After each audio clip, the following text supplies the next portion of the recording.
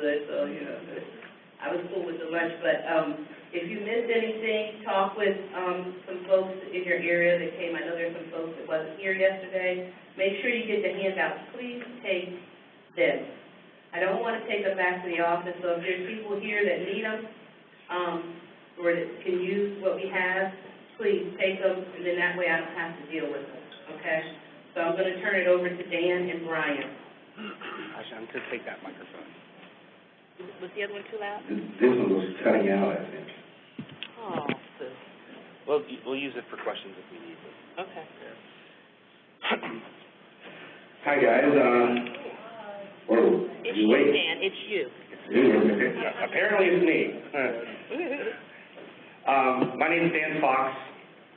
This is Brian Miller. We work for DCED. As you know, one of the state agencies that stands for Department of Community and Economic Development. And Brian, I'm actually going to skip 2 slides here. Go right to that one, yeah. My job at DCED is a strange job in a sense,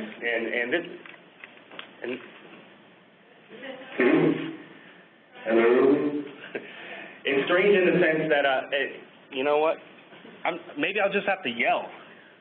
She's messing with it. Oh, that was you. Well, screw you, I'm using the other microphone now.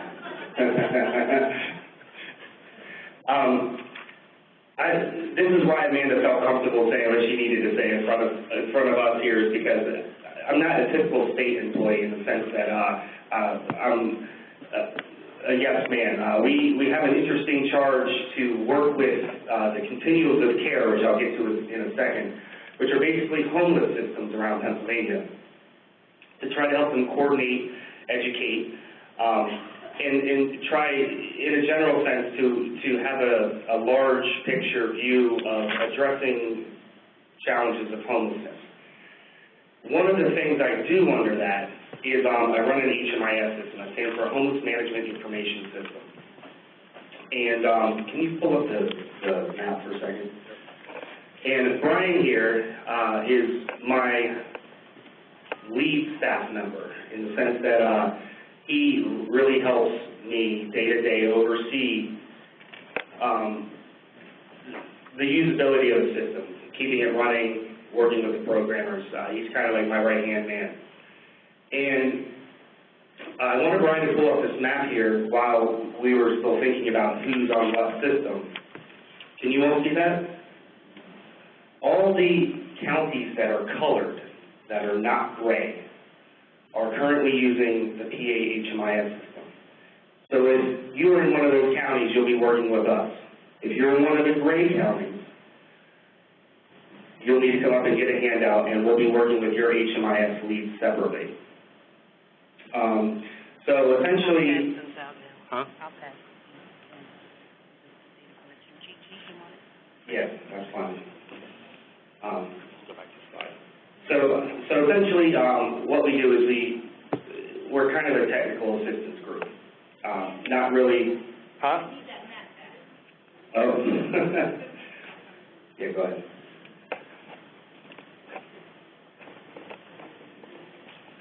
All right, so I'm in the passing these out and looking at the map. I'll kill a little time here. So just a brief overview of how you guys kind of fit in to a process that's been existing for the last 10 or 12 years or so. Through HUD, the Department of Housing and Urban Development, there's a process set up called the Continuums of Care.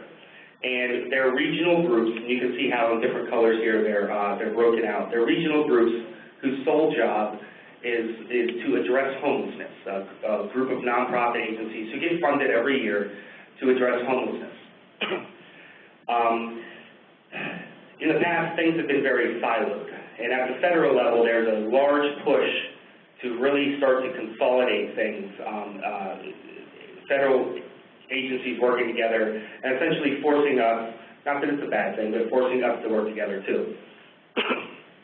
So the PATH program is now one of these programs that is going to need to participate in the continuum of care process.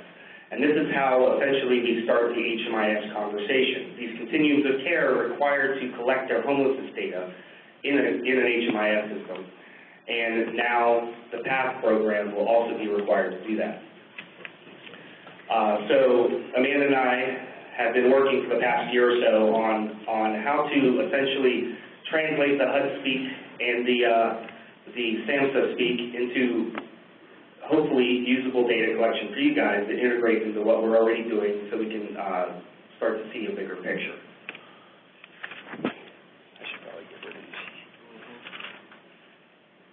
So one thing I want to say before we kind of get into it is there will be this concept in the system that we'll hammer on a few times, and that's kind of your agency versus global or versus system-wide. And the reason that there's that concept is because each agency is set up as their kind of own little microcosm of data collection and a version of a database that then in order to deduplicate clients, to be able to see where clients move, we take pieces of your information and create a global version of a client or a client that you all can share to help essentially cut down on not only the amount of work you guys do or have to collect, the amount of information you have to collect, but also to make sure that we can see the client for what they really are from all the different aspects of the services they're getting. So what you see on the screen here right now, that's actually harder to see than I thought it was going to be. But these are our general permission levels. Each of you that uses the system will be set up with one of these levels. The top that you see here has the least amount of access to the system. Essentially, you have access to create clients and manage data about the clients that you created. The next level, manage programs. This level and the one above it are really kind of how we're going to get started. The managed programs level has the ability to not only collect client data, but also manage your version of the program, your kind of digital version of the program that's in the system, to be able to set things up and also control some things about the program. Managed users and managed agency are almost the same thing. Managed users have a little bit less access, but essentially managed agency is it's what we call it's the agency manager. It's the person at your organization who is designated by your organization to control the data collection for your agency. So we're the system administrators, but we'll be working heavily with the agency managers to make sure your programs are set up, make sure your users have the correct access, so forth. So we have a couple little policy-ish things that we need to cover before we start getting into a demo. And one of these things is that the HMIS system runs on a policy of implied consent. And what that means is that if a client is accepting services that are paid for with federal dollars, or in this case state dollars too, that the client is consenting to having information stored about them to be able to further understand the nature of the problem. Now, this doesn't mean that they are waiving their rights to privacy. This simply means that you are allowed to enter data into the system about them.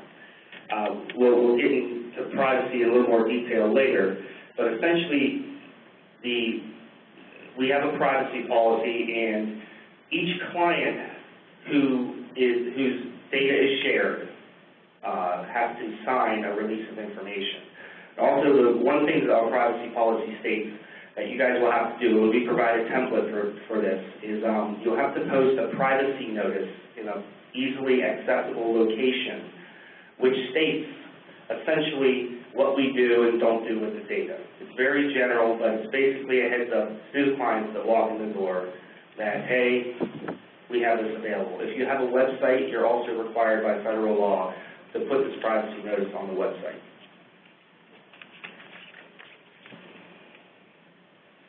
All right, I'm going to turn this over to Brian here for the first time, where we're going to get into the general information about how to create a client profile. Good morning, everybody. This is a quick rundown of what we call the universal data elements. And these are also what we call in the system as kind of client profile data elements. This is kind of also for the HMIS people that are in their own system to kind of have a template to follow. Now what we're going to do is we're going to go into a demo of the system. So we're going to kind of, from here on, kind of jump back and forth between slides, some relevant points when we enter, and back into a demo. I did want to say one thing. Sure. I'd like to say, just before we even get started, that I know that this day is going to be painful. And I really, really feel for you guys. Frankly, we have never offered a training that is in such a large chunk. We always break it up. We have about 16 hours of total training that we have available. We've done our damnedest to shave off anything and everything that you don't need to know. So essentially my point is, one of the reasons we're doing this flip-flop thing is to try to help as much of it stick as possible. But the most important thing I wanted to bring up is, please, if you have questions, shout them out. Hopefully we can make this a little bit of an interactive session, and so it's not so humdrum and you guys are falling asleep on us here. We don't bite, so feel free to ask anything you need. Okay, this is the entry to the HMIS system. It is a web-based application, so you can pretty much get to it anywhere you have a computer and internet. The performance is, related to how well your internet speed is. You've got your basic login where every user has their own username and password. Couple ideas here. You can do a lot of things where for a lot of you new users, where you're setting up new users, we have some instructions on this and everything, and we can contact you to get here. But you basically come here and you can register as well as reset your password. So those are just some kind of notes on where it is in the system. This is kind of the URL, and of course we'll give that to you. It's a good idea to put it in your favorites so that you have access to it. What I'm doing is logging in with a managed client person, kind of like the caseworker, case manager person that does a lot of the data entry for clients, program enrollments, that sort of thing. Now, as soon as we log in, this is kind of the first screen that you're going to see. This is kind of what we call the start page. Has a couple different sections to it. As you can see here, we've got kind of like a main alerts that are kind of system alerts for the system that we put out for training information or support or help desk information, training notes, and everything like that. The other part we have here is what we call our action menu. It's our gold action menu, and that's where most of the functions in the system are. So if you're looking to start to do something, you always want to click on this start page. It'll bring you back here in that action menu. Even though it's in most screens throughout the system, if you're kind of not sure where to go, usually go back to the start page and you've got these kind of actions where there's search for records, and this is where you can search for clients and households as well as do creation of new clients within the system. And we'll kind of go into all those functions in the demo coming up.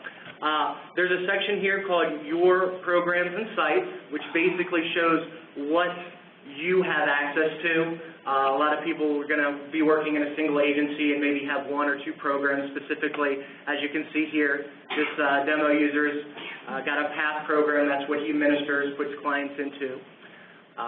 We also have the caseload tool. And this is a very interesting tool where it basically keeps and organizes clients that you're currently working on. Kind of a nice area to kind of keep track of your clients. Now there's two ways a client can get on your caseload.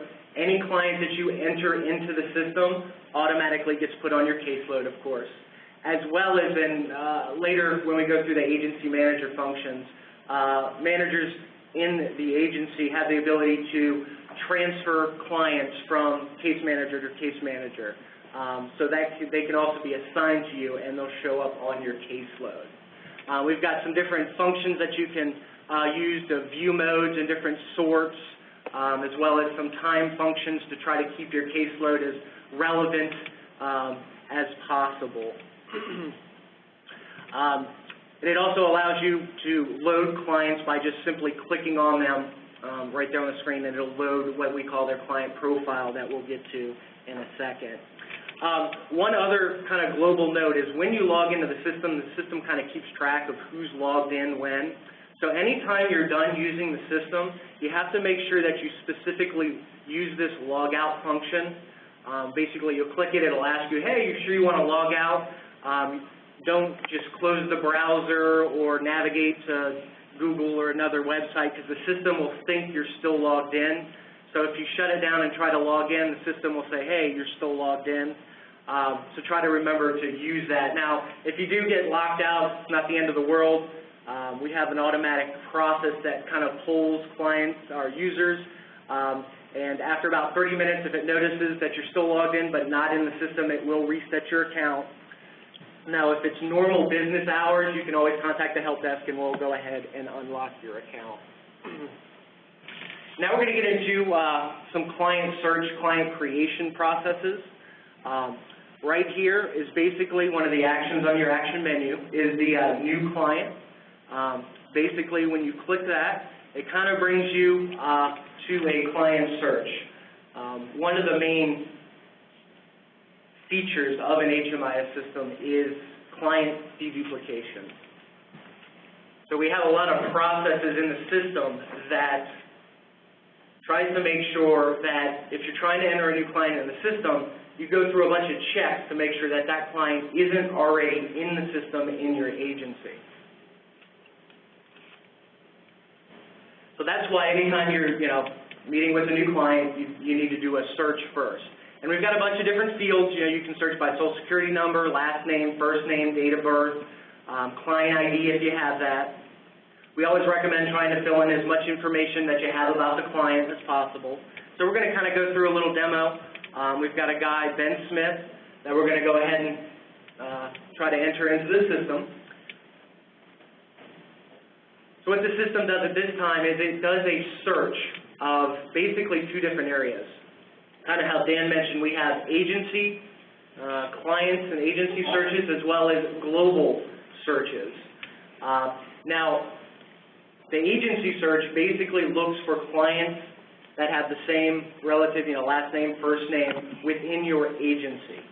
Any matches that come up will show up within this area. Now, anybody that has shared data throughout the system globally has information come up down in these what we call global records. Now, the global records are basically pieces of shared data throughout the system from visiting other agencies in the system. And don't worry, we're going to get to how data is shared in a little bit here. What we always recommend is if you're entering a new client, if no agency results come up, that means he's not in your agency, you can go ahead and create them brand new. As you can see here, we've got a Ben Smith here. Here we have a Benjamin Smith in the agency, so you can check their date of birth, social security number to see if that is your client. If it is, we don't want you to create a new client. We want you to reuse that client profile, because we kind of go by a rule that each agency has a single client per agency where you can attach all the data to, whether it's all the program enrollments, contacts, that sort of thing. Now, in this example, we're not going to select Benjamin Smith, even though that is our client, because I want to show you a couple of the other deduplication features we have in the system. So we're going to pretend, no, that's not the guy we want. We're going to go ahead and create a new client. So when this option comes up, it basically takes us to a template of the client profile. Now, the client profile is kind of broken up into 4 different main areas: the client information, contact information, physical characteristics, as well as additional client information.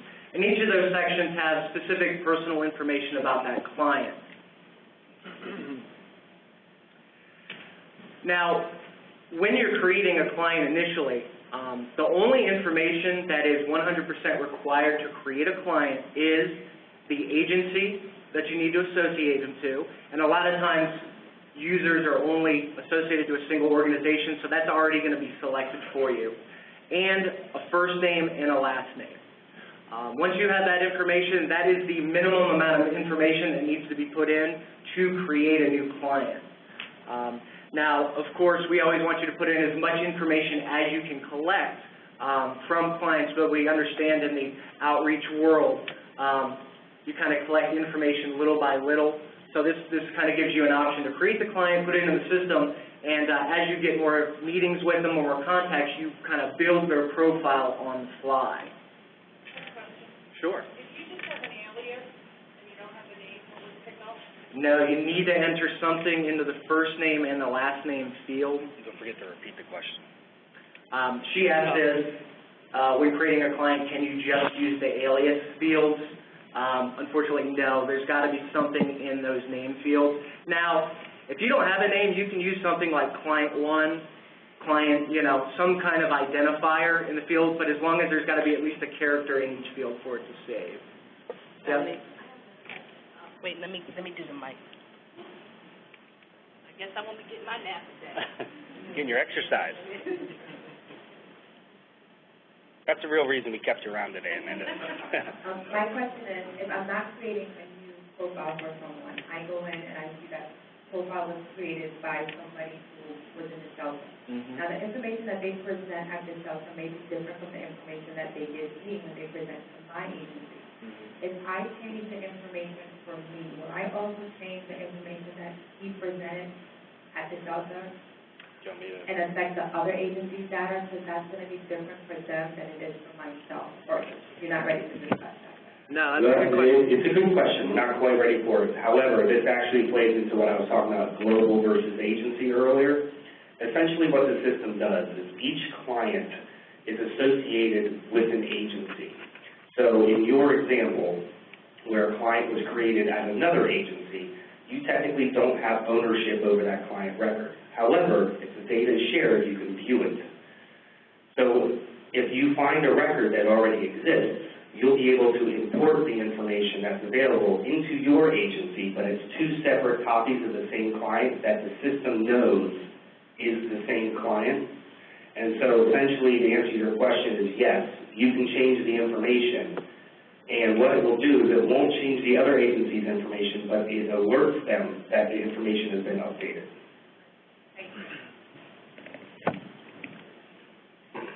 And also kind of to add on to that, now if it is the client in your agency, everybody, no matter if you have 2 users in the agency or 10 users, do share the same client profile in that agency. So in the example, say the contact information is filled out, but now you've got new updated information, we want you to update it to the best information you have so that everybody in the agency, when they do that client, knows what the best and latest information is. Now we're going to kind of quickly go, and a lot of the fields are pretty self-explanatory. The main client information field, okay. Hold on. She can yell, right? We'll repeat it. Don't you want to record this? Yeah, we'll repeat it.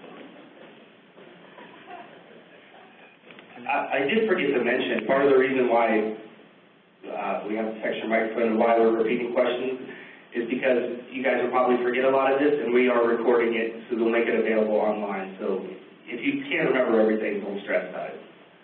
I just want to clarify that the logins are based on agency, not on individual logins.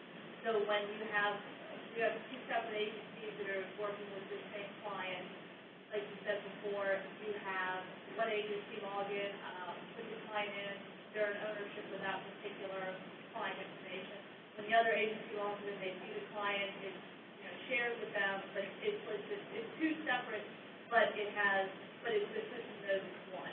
Exactly. They're separate but linked. Agency, not on one. You got it. Yeah, it's kind of. I just want to verify. Yeah, each agency is going to kind of have their own environment and clients. Now, since that client has the same information kind of above the top, the system is going to kind of link them, but they're very separate entities. Okay. The funny thing is we cut this out of the training because we didn't think you guys would care. But yeah, the reason we do it that way is so that the system can tell who is the same while at the same time protecting the client data. And again, when we get to the data sharing, it'll make more sense. You'll be able to see how you're able to control what is shared and what is not shared. My question is about 2 caseworkers, 1 agency, they're both entering consumers. They can see each other's and touch each other's consumers' information? Yes, from a client profile standpoint, they can.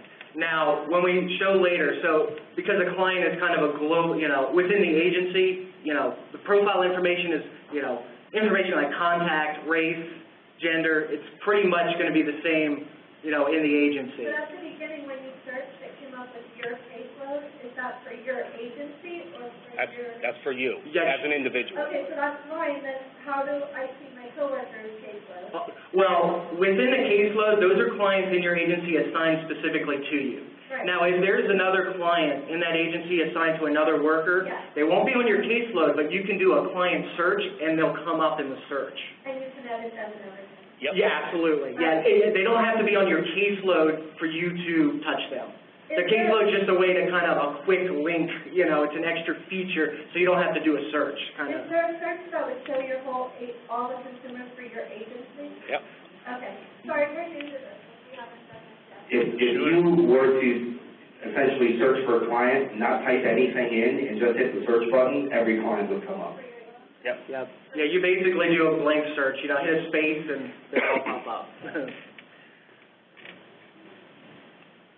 My question would be, if you're keeping two duplicate records, like on the question that she asked, if there's updates made, it'll keep two copies of the same record. So if I'm going in and we have somebody maybe from someplace else who has been updated a few times, how are we going to know which is the most up-to-date, say, demographic information? Within your agency, you're only going to have one record. And technically, They're technically not two copies of the same record. They're technically two separate records that we use an algorithm to link together. So the system knows that there are two versions of the same client, but we don't want to allow someone at another agency to change your data. So what we do is we splash a symbol, an icon that says someone else at another agency has updated this client. Would you like to use this data, or would you like to use your data? Okay. Can I just say something? Only because this is for like the people who aren't familiar with HMIS and the purpose of it. Would it be helpful if you just gave an overview of why HMIS has been implemented, the significance of it? Because in Delaware County, there is just one record period, and it's to track someone's episodes of homelessness throughout the entire system. So I might have a person who went to the shelter and received services through Northwestern Human Services, but because they're homeless, it's really only one record, but it's just the services that I provided for that person since they became homeless. So maybe it would help if you just kind of gave like a brief overview as to why HMIS has been implemented and the purpose of HMIS, which is really just to track someone's episodes throughout their homeless status, to kind of see when they entered the system, what services they received, who they received it from, what was done, and like I can't, like when it comes to like clinical information, like I don't have the privilege of going in and seeing what was actually done for that person clinically when they were in another provider, but anybody in Horizon House can go in and see what we've done for that person, like, and have the opportunity to like change information because it's coming from our agency, but I can't go back and change or do something when that person was actually receiving services from Northwestern or the Life Center, but I can just kind of track their process throughout their whole homeless status. So maybe, for us, when we were first introduced to HMIS like 5 years ago, we really needed to know the functions of the system and why it was actually put in place, because that kind of helped us with, because we were real protective of our clients. It was like, confidentiality, HIPAA, and all that kind of stuff. Like, you can't. Yeah, we were going to touch on that in a minute, but that's fine. Because I think some of the questions about duplicate records and being able to see what someone has put in, I think it's kind of confusing if you've never experienced the whole HMIS process. Can I add on that? Sure. One thing, I guess maybe that's partly my fault, because I assume that most people here have already had, who has not had experience with HMIS? None whatsoever. Okay. So the purpose that when I said kind of track homeless clients, maybe that was partly my fault too. The purpose of HMIS is to essentially be a central repository for collecting data about homeless individuals in your communities. Now, in the case of Delaware County, their continuum is one county. We have 54, so we have to put in some extra levels of protection and data sharing mechanisms to be able to do it properly. But essentially, it's the same concept in the sense that we're trying to understand the problem, and we're trying to see where a client moves, not just at one agency. We don't want to have the same client be at three separate agencies and be seen as three separate clients. We want to be able to understand each client's needs, while at the same time protecting them and protecting their data. Those are kind of the two paramount and sometimes two concepts that fight with each other. And so that's why we have a lot of the security measures in place. Brian, if you can go to, I think it's slide 14 now. While he's trying to find 14, the other thing too, I think when we were thinking this out, is that there's some, of course you know, there's some counties that have more than one provider that provides a different type of past service. So, Mr. Turner, I'm going to pick on you. The county has a contingency fund that helps people, past clients that are enrolled in another program with some kind of rental assistance.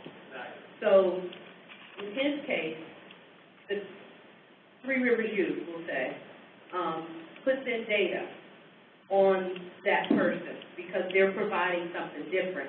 And then Mr. Turner, at the county level, would put in data for that same person. We don't necessarily want to change because each provider provides two different types of service, past service, for that client.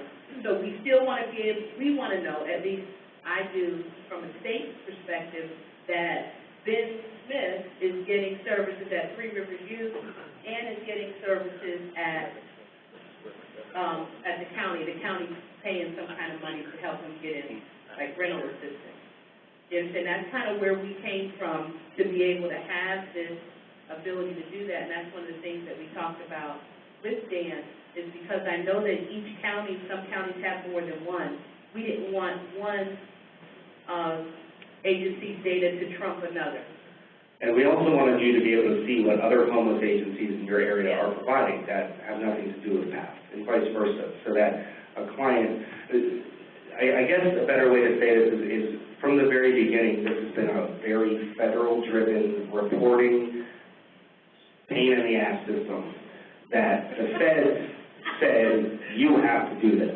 That requirement hasn't changed. However, on the ground level, communities and those of us who run HMIS systems have realized that this could be a really useful tool for not only understanding homelessness at a high level, but also helping communities collaborate together and agencies collaborate together.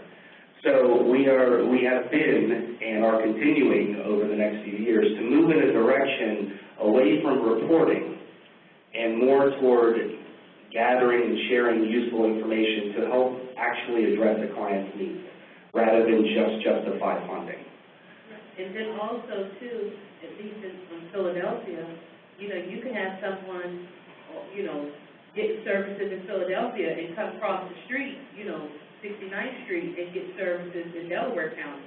So we wanted to have the ability, at least on our system, as much as we could, to be able to see that, because you do have people that abuse the system, unfortunately, that'll get services and walk across the street, or 3 blocks down, like in Philadelphia, and go and try to get services there as well. So that's one of the reasons why we wanted to go this route, so that we could kind of prevent that. And you can go over the slide, but that's not. I was about to cut you off anyway. We want to let these people go early, remember?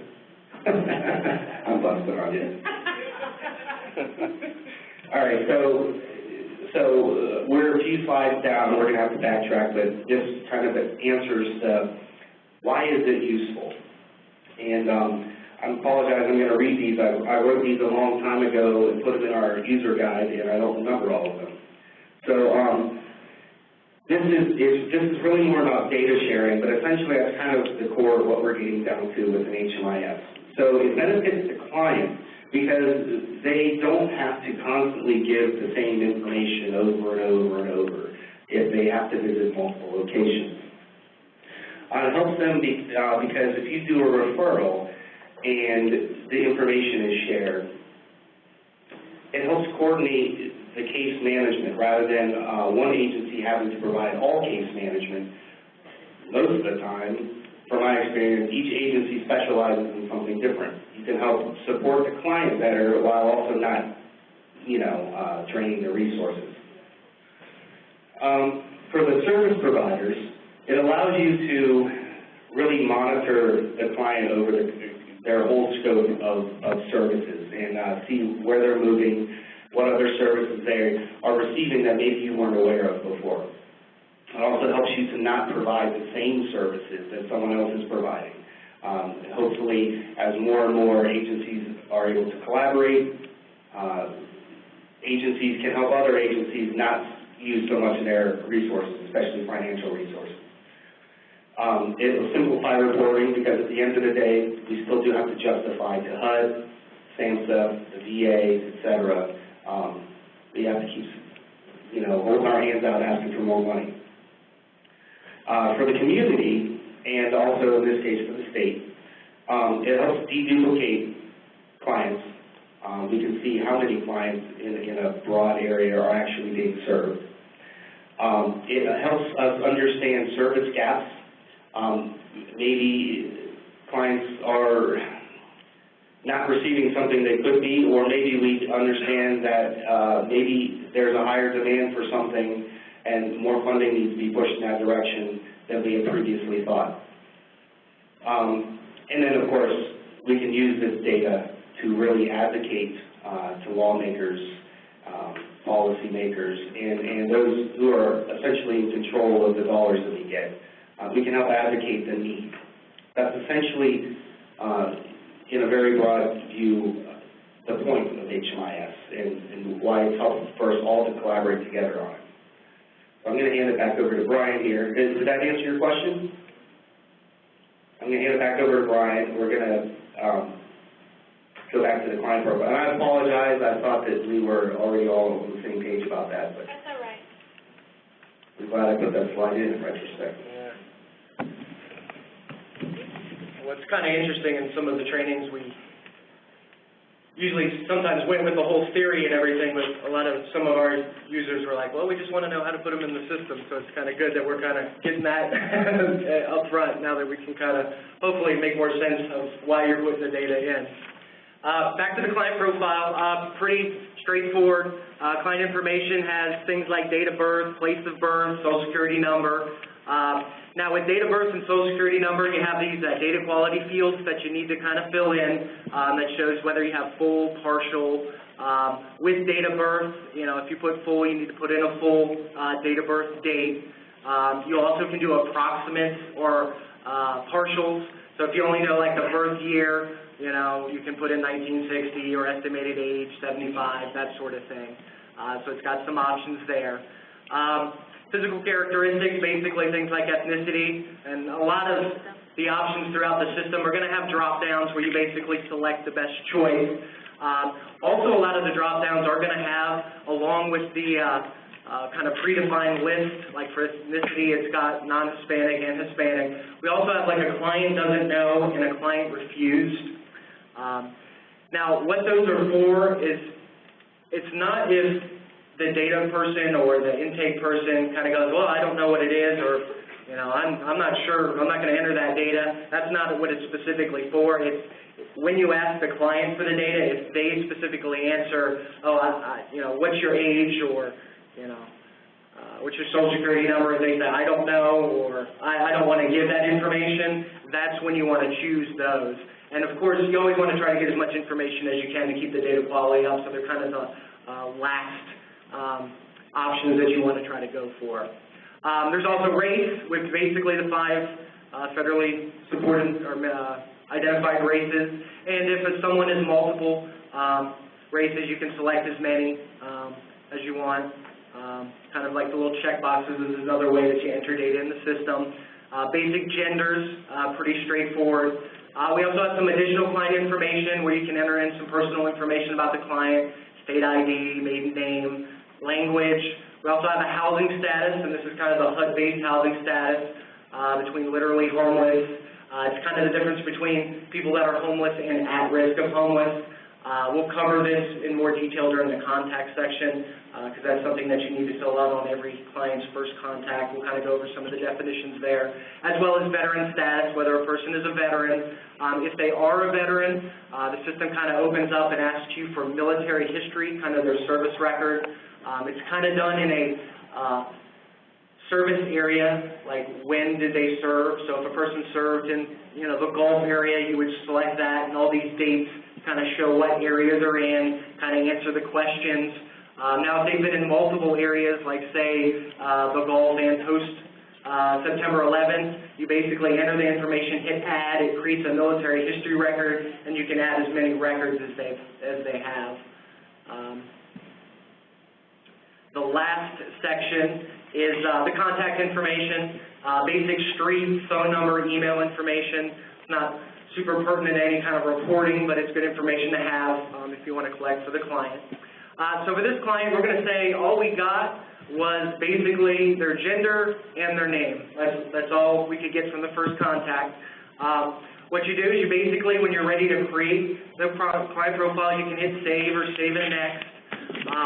What the system does is we're kind of always going through, because there's no one logged in. Oh, that's right. It's always going through trying to deduplicate clients in your agency to make sure that you don't put in the client into the system more than once.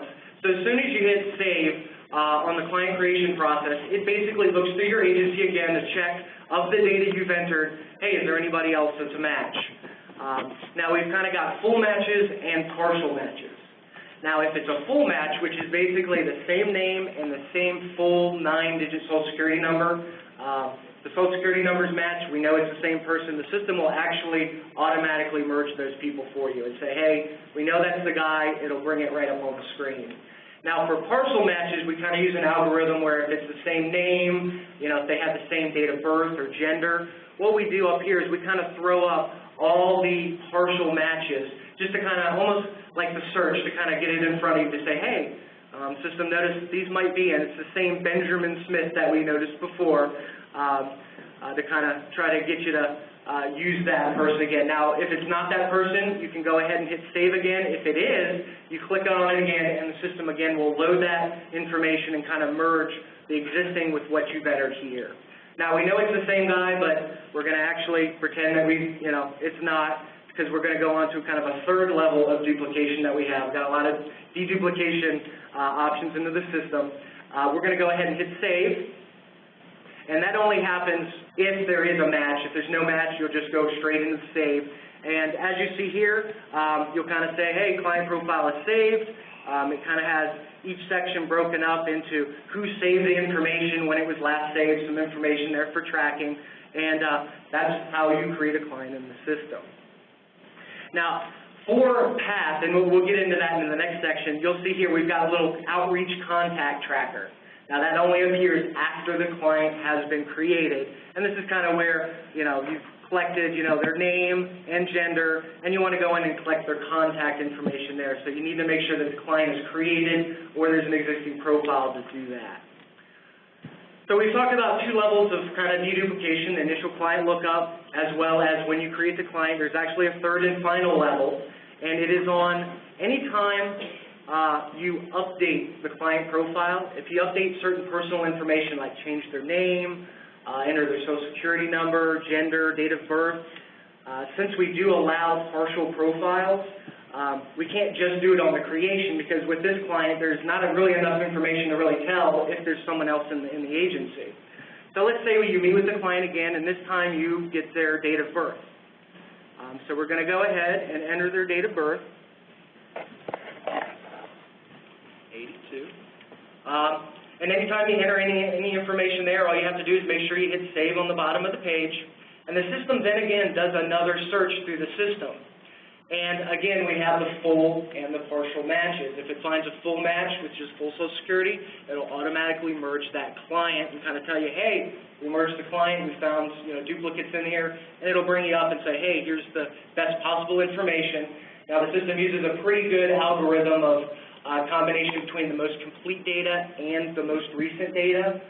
But if you do see that, we do advise to kind of have a quick run over the profile. Computer can only do so much, so that's why we need your help to kind of eyeball the clients. You should, have the information at your hand to know who your clients are and what their best information is.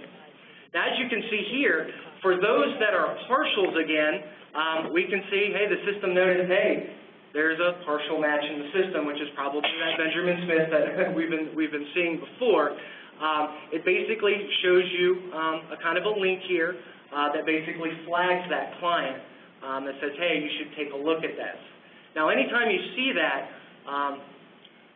what we've done is we've built an actual client merge tool into the profile where it basically allows you to walk through some steps of manually merging these clients if they happen to be duplicates. Because it's not a full match, so we're not positive of all the information. We need your help to make that selection. So we're going to go ahead and click on this link. And what it does is it kind of brings you to a little standalone client merge tool where it shows here's all the partial matches. And as you can see, this is the Ben Smith we're on, and then there's that Benjamin Smith that keeps popping up that the system wants us to deal with. Now, it could be 2 people. There could be 3 or 4 duplicates in your system, depending on what mistakes have been entered. Now, with partial matches, it basically gives you the 2 options. If you think that these are definite matches and you want to merge them, saying, hey, I want to take care of this, you basically select them and you hit Display Merge Info. That's basically saying, hey, I know these are the same people, I want to merge them. Now, since the system is just going, hey, this is partial information, we need your help, we're not sure. If you look at them and go, well, I know those aren't the same people, you can always hit unflag duplicates, and the system will basically unflag them and take your word for it. Say, okay, they're not the same people, we'll leave them in the system as is. Now, under this situation, we should have actually figured that out from the lookup and the first client creation, but we kind of wanted to follow through with all the steps. We do know that this is the same person. So we're going to go ahead and finally merge them. So we hit the Display Merge Info, and it basically, here's the 2 clients, and it kind of creates the best client record for what the system thinks from the most complete data versus what's the most updated. And it allows you basically any data that's different. As you can see here, the names are different, and it allows you to select, what you think the best data is for this client profile. So I'm going to go ahead and pick Benjamin, since that was already in the system. Everything else is the same, so they match across the board. You basically update the record, so that's the final record that we're going to merge, and you basically hit Confirm Merge, and we always like to do confirmations within the system. You hit Save, and the system basically goes through a merge where it basically creates a client profile of that the old client, existing client with the new client. And as you can see here, the old client had a Social Security number, he had a race filled in, had some other information. So now that kind of is a way to kind of how the merge works in the system. So if you ever see that flag, you want to kind of take a look at it to see whether it's a duplicate or not.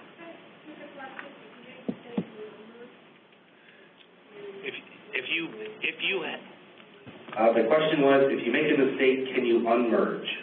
If you notice how many times we asked, are you sure you would like to merge? The answer is no. Once it's merged, the 2 old records are deleted and the new one is created. That was a good question, though. Yeah. No question is a stupid question. And that is pretty much, in a nutshell, how you create a client. You go through your searching and everything like that. And as you get more information, you'll basically, as we go here. I do want to say one other thing in relation to that. We have 2 separate versions of the client merge. One we'll get into later with the agency manager, but there's a merge that agency managers have access to that is much more robust. General day-to-day caseworker type of users will only have the option to merge if the system thinks that there is a match. So you won't actually see this that much. However, each user does have a responsibility to help, make sure that the data is clean as possible. So we created this tool. If the system thinks that there's a potential conflict, it will alert you and you'll be able to do something about it. Otherwise, it's up to the agency manager. And as you can see here, after we created the client, you can see Benjamin Smith is now on my caseload because I created him and merged to them. So anytime, you meet with them again, you have more information, you come to the client profile, and you just update it and fill out information, hit save again, and that's kind of how the client profile works within the system. All right. Now we're going to kind of go on to the outreach contacts portion. I don't like using that mic stand. I gotta use it. I know. Absolutely. Sure. Hold on. Let me come back. Hold on. Amanda, you better run, or eat into their leaving early time. I'll be quick.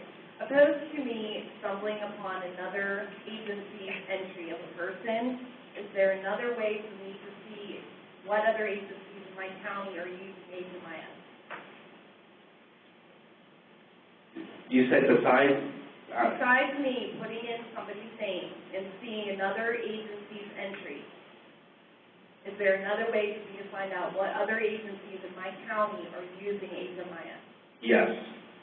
And I can actually show you. Now, you can't really see another agency's client. You can't just see all clients at another agency. Just kind of show you here, because when you do, say we want to search for Ben Smith again, when it comes up, you'll basically, here's your agency client, so that's what you own. Now, down here is that same Ben Smith here. So if we click on that, that's kind of a global record. This is kind of all their shared information from, it could be just you, it could be multiple agencies, but this is also where you can import them. I kind of wanted to cover that. But we have an agency resource directory here that you can load that basically you can do a search, say, hey, I want to see shelters. Basically, you can look in your county, say you're in Armstrong, where you can pull up, and it'll show all the participating agencies in the system. And you can click on that agency, and as you can see, here's Armstrong Community Action, and it shows all their programs, contact information there. So that resource directory is a good tool to kind of see who's out there, other contact information within the system. And over time, this will be built more and more depending on how many agencies increase participation and what information we have. Okay. Another quick question. I'm going to hold it up. But is there a way for me to quickly show, maybe in the demographic part or somewhere else, what funding resources I've used on that person? Or would I have to read all the case notes that another agency put in? Okay, well, there are two things here. First of all, HMIS was never intended to track funding. However, recently we've realized that there is a need to track funding, and so we've started to incorporate that in, specifically right now around the Emergency Solutions Grant Program and now PATH. However, if you're in your agency working with your client, you can run reports to see what you've provided them, but as far as actual funding sources that are available to another agency, that's not yet in the system. Yes. I'm sorry, I can't hear you.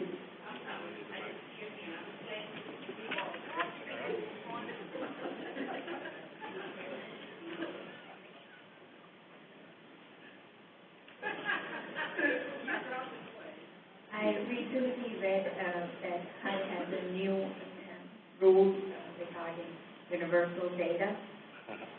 Is your universal data, has that Well, that's another good question, one I was trying to stay away from, but yes, HUD has published new regulations. What we're training you on right now will be changing, and we will be, We will be keeping all our users up to date, but we are required by law to update the data as HUD requires. So they have not yet posted the final version of the new data standards, and so once they do, we'll have 6 or 8 months or so to comply with those regulations to update the system to collect data in the new format.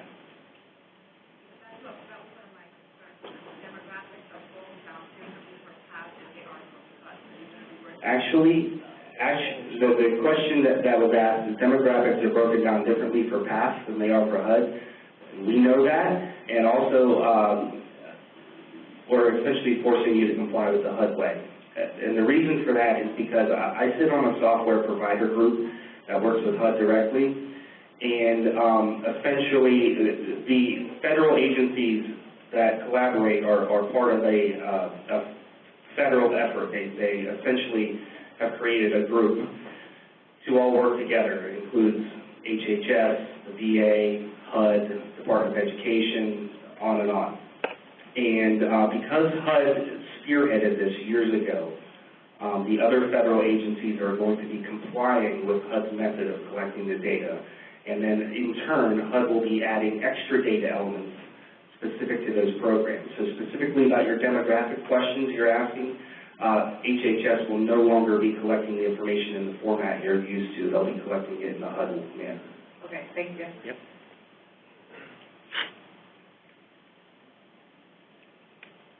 I'm sorry. Oh, actually, I was supposed to be talking, wasn't I? On the contact. This is good. I'm glad you guys are interacting. We were worried it was going to be a yawn fest. All right, so we're going to talk about a piece that was specifically implemented just for PATH.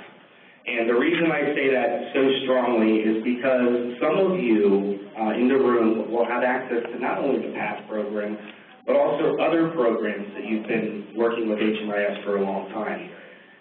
And this piece, this contact tracker, essentially, is a piece that you should only use for PATH right now. So if you are a user that has access to PATH and a HUD-funded transitional housing program, for instance, you're going to see this contact tracker. If you're going to be using the system to enroll in your HUD-funded program, don't use this. You're going to be using it for PATH, use this. Essentially, that's the long and short of kind of what it says on that slide. And I'm going to turn it back over to Brian now to go over what is actually collected. This is a quick list of the contact data elements, and we're going to go over them kind of one by one throughout the system. Again, this is kind of for the benefit of people having a list, knowing what they need to collect on a per contact basis, as well as for those using another HMIS system. So we're going to go back into the demo, and we're going to go ahead and pick back up with Benjamin Smith, which you can just load, of course, straight from the client profile. I do want to say one thing. While we're talking about this contact piece, one flaw of the HUD data standards is that they only provide one opportunity to collect a contact and an engagement. And so this piece, especially for those of you who will be going back to work with other HMIS systems, this might be something that your HMIS system will need to figure out how to do. It was very important to DPW to be able to track every instance of a contact, and frankly, your federal reporting will require us to report this. So what we had to do is create kind of a brand new method that did not fully comply with HUD to collect this information. So what he's going to show you, again, I'm just going a long way around saying this is only for PATH. If you are working on a HUD program, please follow the usual methods. And for PATH roles or DPW, every single contact that you have with a client pre-enrollment should be recorded in the system. You know, whether it is an actual street outreach, whether it's a social service event like InReach, an appointment, walk-in, referral, phone call. Since on the PATH annual report, they not only report people contacted, but the number of total contacts. That's why they need to be recorded individually. So here's basically the past contact tracker, and of course, like we said, again, it's only available to those who are actually those users that are actually administering PATH. So for those agencies that might have multiple programs, if you're a PATH user, you'll see it on your screen. That's why another user might say, hey, what's that? Why isn't that on my screen? It's because they do not administer the PATH program through the system. There's two basic options here. We tried to make it kind of separate it as simple as possible. There's an add new contact, as well as what we call a view update contact history. Basically, the add is simply what it is when you have a new meeting with the client. You basically click this button, it pops up, and I'll show you in a second. You enter a contact with the information. The view basically is a way to view existing or previous contacts, either just review them, edit them, delete them, a lot of options with your history. So let's say we're going to create a new contact. Basically, the system kind of creates a little pop-up screen here that has all the different data elements that you need to collect. Now, all of them are the same per contact except for this housing status, which we'll get into, which is only collected at first contact. The first one is type of contact, and it's basically describes the environment of the contact. Was it one-on-one, or was it in some kind of a group setting? Now, depending on how you select this one, the next one is the method of contact, and it changes a little bit. As you can see, in the method of contact is basically describes how the contact between the caseworker and the client occurred. There's 4 in-person types, outreach, service event, office appointment walk-in, and then there's 4 by phone and by email options, which are, between the client from referring to referring agency. So you need to select, how the contact occurred. Now, what's important with this is, while we want to track every single contact, whether it's an outreach or referral, PATH is CIPS is very concerned with what we call outreach contacts. Now, the outreach contacts, the only methods that are considered outreach are the in-person street outreach and the in-person social service event. Street outreach is basically, out on the street, while a social service event can be what we consider in-reach per your definition. On PATH reporting, when we talk about contacts and reporting number of people contacted, number of contacts, they're looking all at outreaches. So you need to make sure that you're selecting the right contact when you're entering it into the system. So we're going to say that this is a street outreach, first contact, because it kind of can evolve. You'll have street outreach. You could have 5 street outreaches, and then the last one could be maybe an appointment that you make for them or a phone call from the client. So it's kind of a process. Then you have location of contact, basically where did the contact occur. You have 3 basic selections. Place not meant for habitation, which is things like on the streets, outdoors. Service setting, non-residential, as well as service setting, residential. So you select the one that best explains where you met. Then here's the housing status at first contact. As we kind of explained, it was on the profile itself. This is actually, PATH is using the HUD definitions for housing status, and this is only collected during the first contact. Each subsequent contact, you will not have to collect this information. And it's made up of 4 main housing statuses, which are literally homeless, eminently losing their housing, unstably housed, as well as stably housed. Now, the way it kind of breaks up is it's kind of the homeless definition. Anybody that is literally homeless, like on the street, outdoors, place not meant for human habitation, that's what we call literally homeless. Now, if someone is just at risk of homelessness, which are clients that are currently homeless, but they're very much at risk, they're living with a family member, a friend, maybe they're being discharged from an institution, jail, a hospital. There you need to either choose imminently losing their housing or unstably housed. And they're kind of the same. They both kind of define an at-risk. It's kind of the difference between the two is a severity.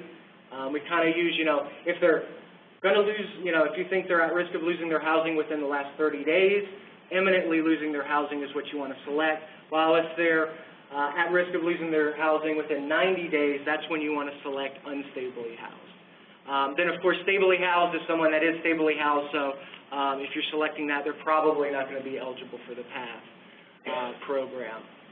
We're going to select literally homeless. Length of contact, this is how long did the contact take place, and you basically just enter a text box for a number of minutes. So we'll say this is a quick one. I don't know the exact time frames. We'll put 15 minutes. The last one is client eligibility for PATH services. Basically, it enters during that contact, if you did eligibility, what was it? And if they were eligible, did they accept or refuse the services? Now, if it is a quick first contact, odds are you're probably not going to have time to do an assessment and do eligibility. So we do have an eligibility not determined selection that you can choose. Now, if you do have time to do eligibility during an assessment, we have either not eligible for services, or they could be eligible and they either refuse the services, or they're eligible and accepted the services. So those are the 4 selections that you can put in. Now, before a client can be enrolled into a program, and we'll kind of talk about that a little bit during the enrollment as well, a client must have at least one contact in the system, and their last contact needs to be eligible and accepted services. So basically, you need to have done the eligibility, plus they need to accept it before the system will allow you to actually enroll them into the PATH program where they can be provided with services and referrals. Date of contact, that is basically when the contact took place, pretty straightforward. Now, since contacts could happen multiple times during the day, it's not only the date, which you can actually, type in, as well as use the calendar function here. We'll just say this happened a week ago, but it also is a time as well. So you can just enter in the time, and if you need an AM or PM, you basically hit P or A behind it to kind of switch it to when you actually met with them. You've got a note section, which can be optional, but once you're done entering all that, you basically hit complete, and that is basically it, and that's how you create a contact. What's your question? This one that you be done for each outreach individual that we work with. For pastors, I know that our past case manager may work with hundreds of individuals for outreach a year. So I was just curious, she may do a presentation or talk to different people or something like that as a form of outreach in the past. Would each of those individuals be recorded as well? This is a perfect Amanda question. What needs to be collected? When they go, like if your outreach person does a meeting at the LHOT, that doesn't count. It's those face-to-face contacts that count. So it's where you get some basic demographic information. Taking 100 flyers to the local county fair and passing out 100 and say you have 100 contacts, that does not count. What needs to be counted are those face-to-face contacts where you can get a name and some basic demographic information. But I have a question for you, and I couldn't remember, I know we talked about it. Being able just to collect those contacts or backdate them once they get more information, are they able to do that? So say, for instance, I outreach to Mr. Turner under the bridge, and he just gave me Jim, and he's 50. Okay, well, what we did is split it up purposely this way. You have your client profile information, and as long as you have a first, last name, you can save the client profile, and you can add contacts to it. You have to at least collect a name or put something in there. As far as the contact piece itself, if you open that up, Brian, this pop-up window has to be filled out in its entirety for it to save. But it can be backdated. If you did it yesterday or the day before, you can put a different date in there. That date is supposed to be for the date that the actual contact occurred. Because even if an individual is doing outreach and you don't get a name, you may say hi to 700 people. But if you're not getting a name or some basic information, the feds are not counting that. Flyering, that's what we call flyering, handing out flyers, going to LHOT and stuff like that, meeting with other staff about PATH. we keep it for our own personal, but it's not something that's necessarily reported in our, to the feds. And that's what I've been telling you guys all along. So it's those face-to-face contacts. So, Kristen, if Ms. Adrian is speaking with 50 people and she gets 50 names, then she would have to put that in the system. Yes. You said that in order for it to determine whether or not the person has qualifications for the CAP program, where on there is the qualifying diagnosis that you Okay, this is actually a good question. The question that was asked is, how does the system determine, essentially, if I'm understanding correctly, how does the system determine that the client's eligible? The answer is the system does not do that for you. We have to trust that, obviously, you guys know this program way better than we do. And you know what is eligible and what isn't. As far as enrolling the client into a program, which we'll get to later, what the system needs to know is that you have determined that they're eligible and that they've received services. So in that contact tracker, the option, if you select any other option other than eligible and accepted services, the system will not allow you to enroll them in a program. However, what actually determines eligibility, that's Amanda's expertise. You guys know that. It's the diagnosis and the housing status. There is a place, I don't know where you guys have it, that you can input a diagnosis. You would have to do that. There's no way the system's going to know because you're going to click eligible. You still have to do your due diligence. But there is a place where we do put middle, I don't know what screen it's on, where we put the diagnosis information. Well, we'll get to that later, but it's actually been removed, if you remember. We collect health information, and part of that is mental health. But the specific diagnosis, we don't collect. But we do have a place for mental Yes. health. Yeah. Hold on one second here first. This question is for you, Amanda. On our monthly report, are we reporting people that we outreached and we found were homeless, that weren't mentally ill, and that they weren't eligible in the monthly reporting? Because I haven't been putting them. I don't know about your monthly. You have to talk to your county folks about your monthly or your agency people. What we want to know is, and they do want to know, those ones that you outreach to, that you got that basic information that were not enrolled because they were not eligible. So you still want to know that. We have one back here, Dan. Okay. From my understanding of the system, you're not allowed to put diagnosis in the system to violate HIPAA violation with that. And in addition to, I think the question you had about the outreach, we're from Philadelphia County, so we use this a lot. We also have an outreach database system that we use. It's always good because you come across individuals that may give you their first name but don't give you their last. Where they have their characters at, it's a good time to put in a description of that location where you engage that person. And after you build that relationship, and once they come back and give you that last name, you can go back and enter that full name into that file. And there's a segment in HMIS where you can roll that file all into one person to show that's the same contact that you're using for that individual. Because when you're dealing with outreach and homelessness, they may be skeptical about giving you their information. So it's always good to use that character box to really describe the location where you met that person at. We always use it for like clothes or anything specific that person let us know over the time once we get their last name, we can go back to that file and enter the correct data. Yep, and that's something too to touch on is if you don't have enough information at first, and you create kind of just a very general client that the system can't deduplicate, that client will show up on your caseload, and you'll be able to continue to access that to continue to update the information as you collect it. So that's kind of an ongoing process, and that's the caseworker's responsibility, essentially. I do want to address one thing that got brought up. It does not violate HIPAA to collect anything, essentially. It does not violate, if we wanted, or if Amanda wanted us to collect diagnosis information, that does not violate HIPAA. Where we could potentially get into trouble, and what we would not do would be share that information. Sharing that information with another agency about a specific health diagnosis would violate HIPAA.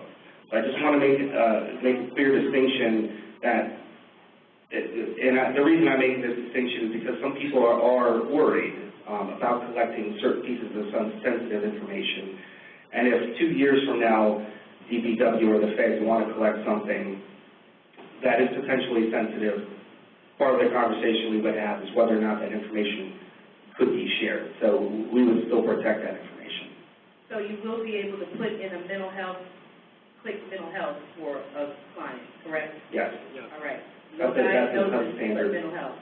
Huh? No diagnosis, but mental health. We currently do not collect diagnoses. Okay. Yes, one last question, and then we're going to take a break here.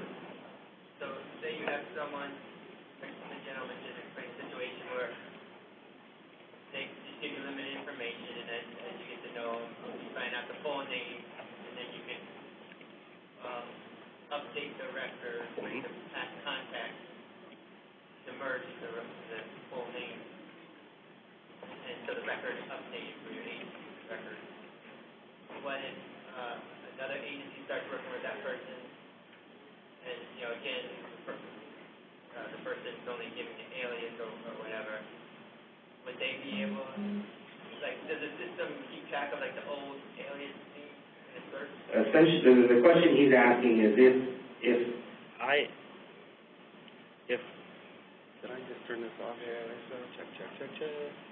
I think the battery's died. Hello? The question he's asking is about keeping the client record updated. If you don't have enough information to keep it updated at first, and simultaneously another agency doesn't have enough information to make a full client record, what happens? And the answer is that the system does not see those two clients as the same client until there's a bare minimum amount of information that the system can use to determine that the clients are the same.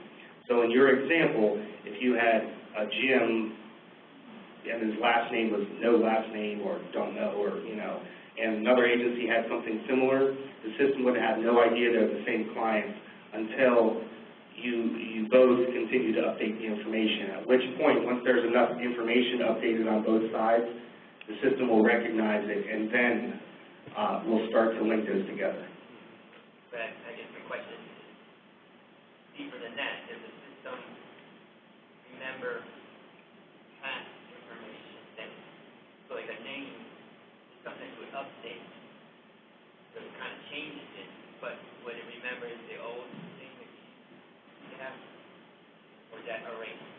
If you are, so you're saying if you updated, if their last name was If they're giving you an alias. Jello, and then you updated it to Smith, Right. the new name would be Smith.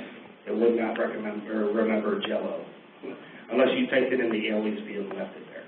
Oh, there is an alias? Yes. Mm-hmm. Yeah, we have a name and an alias field.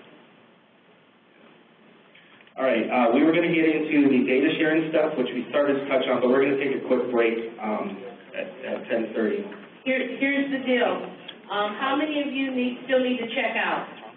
Oh, no. Okay. I was going to try to finish the contact stuff. We can do one of two things. You can go do that, use that as your break time, or we can go to 11. You guys make the call. Well, we're going to 11. So check out, and then we'll see you back at 11, and we'll get started.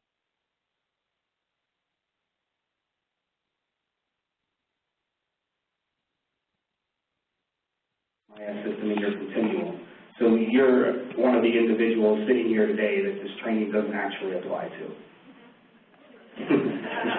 You will not be required to use this HMIS system. You'll be required to use the one you're already using. But how are you going to extract that information? We're not. Oh, you're not? The county contact is going to have to report to Amanda from that HMIS system, just like the county contact from our HMIS are going to have to report to Amanda. Okay. All right. That makes sense. I tried to make it as easy as I could, and I really don't understand HMIS like they do. I just know the past stuff. I know what we need, what the feds want, and they give us what we want. So if you guys have systems, we'll just pull your reports from your individual system. We're not going to have you, try to make two systems talk, because that's the issue we ran into before. Pixis is not going to be able to talk to Bowman and is not going to be able to talk to BCG, correct? Well, there are different protocols that could allow it, but if you have a system eventually that is required to talk to many different types of systems, it gets expensive. And we don't have. That's an issue we're going to have to address down the road. It's not for them to. Okay. Huh? The short-term expense saves money over the long term, and that's the way we're looking at it. Right. You know, and that's what. That's a community thing, though, not a state mandate thing. We won't be doing it because we're broke. Although we are working on ways in the future to implement with various other systems. So that's neither here nor there. I'll get your coffee when it comes. You give me coffee? When it comes. I'm a man on a mission when it comes to coffee. Hey, what do you like in yours? Just fill it up, I'm already good. Oh, I'll get it clean when it comes. Okay, so I accidentally cut Brian off when we were training earlier. I saw various people eyes glazing over. It was time for a break. So he's going to real quickly touch on the last piece of some of the contact tracker, and then we're going to move into the data sharing. And real quick, I mean, should be a fairly simple process of entering contacts into the system by clicking the button and entering them in. Just want to quickly show, you know, if you're curious to say, hey, what contacts does this client have, you basically click this history link, and it'll basically pop up a new window, and basically shows all the contacts that have been collected for this client. So if you make a mistake and go, oh, I put in the wrong date or the wrong method of contact, you can easily go in here and just switch it, resave, or you can delete it if you go, oh, I should have been on a different client. That's all I really wanted to show on the contacts of where they are, where you can see them, edit them. And also if it has things like contact status, you can say which one's the first one, and then you'll have all the follow-up ones as well. And we'll kind of talk about during the program status, when we do the enrollment, that when a client isn't enrolled into a program, you're basically entering in all the contacts pre-enrollment. We kind of call those, I guess, free-floating contacts where there is no program status. So these are no program. So that means they're just attached to the client. You know, you're collecting information, possibly is going to be in the program, possibly not. Now, once the client is deemed eligible, accepts services, and you enroll them in the client, all the contacts that you have collected during that period will actually get attached to that program enrollment that you do. And this will actually change from no program to whatever your PATH program is called in the system. That's just a way you can review and check up on where your contact data came from and how you enter it and everything like that. The client profile, yeah. We're also getting questions over the break. Well, I wanted to clarify something. We're on the client profile screen right here. This is where you collect general information about the client themselves, the first name, last name, social, date of birth, address, whatnot. It is not. This particular page that we're on here, this is a page that you can build over time. As you get more information, you keep adding to it. This is a separate piece from the contact piece right here. The contact tracks information about the contact itself, which then is kind of in addition to the client profile, but you're not actually collecting client information in the contact. You're building a client profile over time. I just wanted to make the distinction that these are the contact tracker here. This is a point in time, you have a phone call, you have a meeting, whatever. This is a point in time snapshot of the type of contact you had itself, whereas the client profile information will be built over time here. Oh, I had a question. We had a question. Hello? Okay.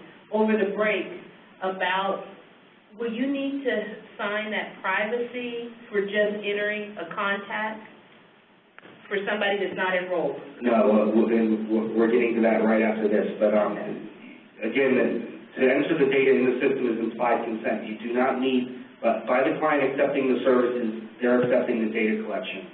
The signature that's required from the client is a release of information, whether or not you are allowed to share that information with other agencies. And that, yes, you cannot share that without that signature. Right, but you can enter a contact, whether it's outreach or whatever, without having that. And that'll just be your record, but it won't be shared with anyone. Okay. Dominic.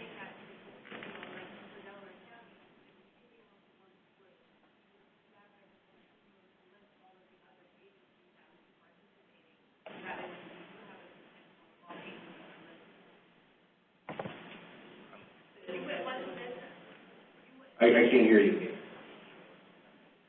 We would just need to know all the different other agencies within our continuum that are using this system, so we could have them on a consent form. Do we not need to list those agencies on a consent? Again, this is for PA HMIS. Montgomery, you said you're with Montgomery? Delaware, I'm sorry. You use what, Bowman system, correct? Costello. Okay, well, however their consent forms are set up the consent forms for release of information are federally required. So every HMIS system will have those, but how they're implemented into your system varies differently. Yep. Yep.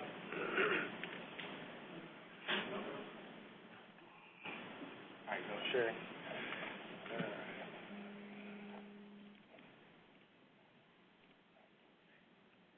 I don't know how much we're into this sharing stuff. Is this me again?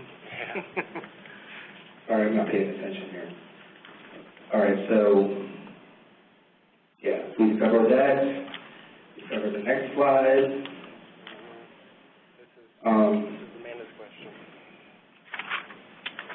This is essentially the question you just asked, Amanda, about, essentially, we have to protect the client data, and we need a signature from the client to be able to share that data.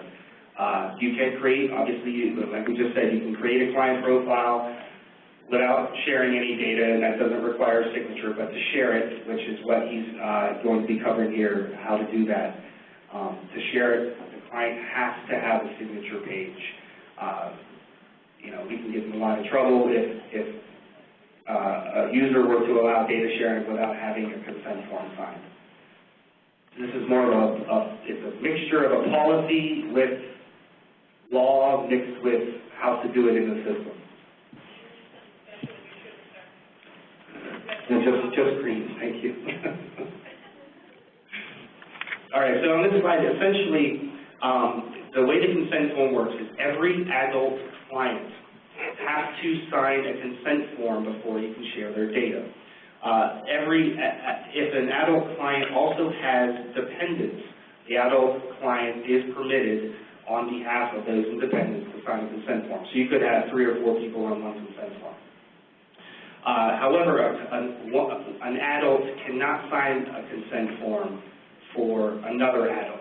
So essentially the way this works is when the client presents for services, and this might not be really applicable in an outreach situation, but once they're coming into your program and you've been working with them, in order to enroll them in the PATH program, you will have to set up a data sharing policy, whether that be the client signed the form and says, I don't want my data shared, or whether they allow it to be shared. But the system will not allow you to enroll them until this form is collected. So to create a client profile, you don't need the form, but to do anything with the client profile, the system will enforce the form collection. Yeah, I can kind of take it from here.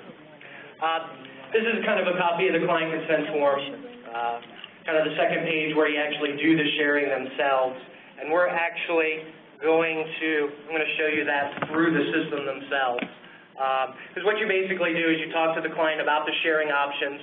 There's 3 basic options. You've got full sharing, custom sharing, as well as no sharing. So there's 3 basic options, but the system is very flexible, especially with that custom option, to basically pick and choose which data you want to keep inside your agency, keep it private, and which agency you want to broadcast or kind of share throughout the system. So almost every single data element in the system has that ability to turn on and off that sharing, depending on the client's wishes, the caseworker's wishes, the agency, how they operate.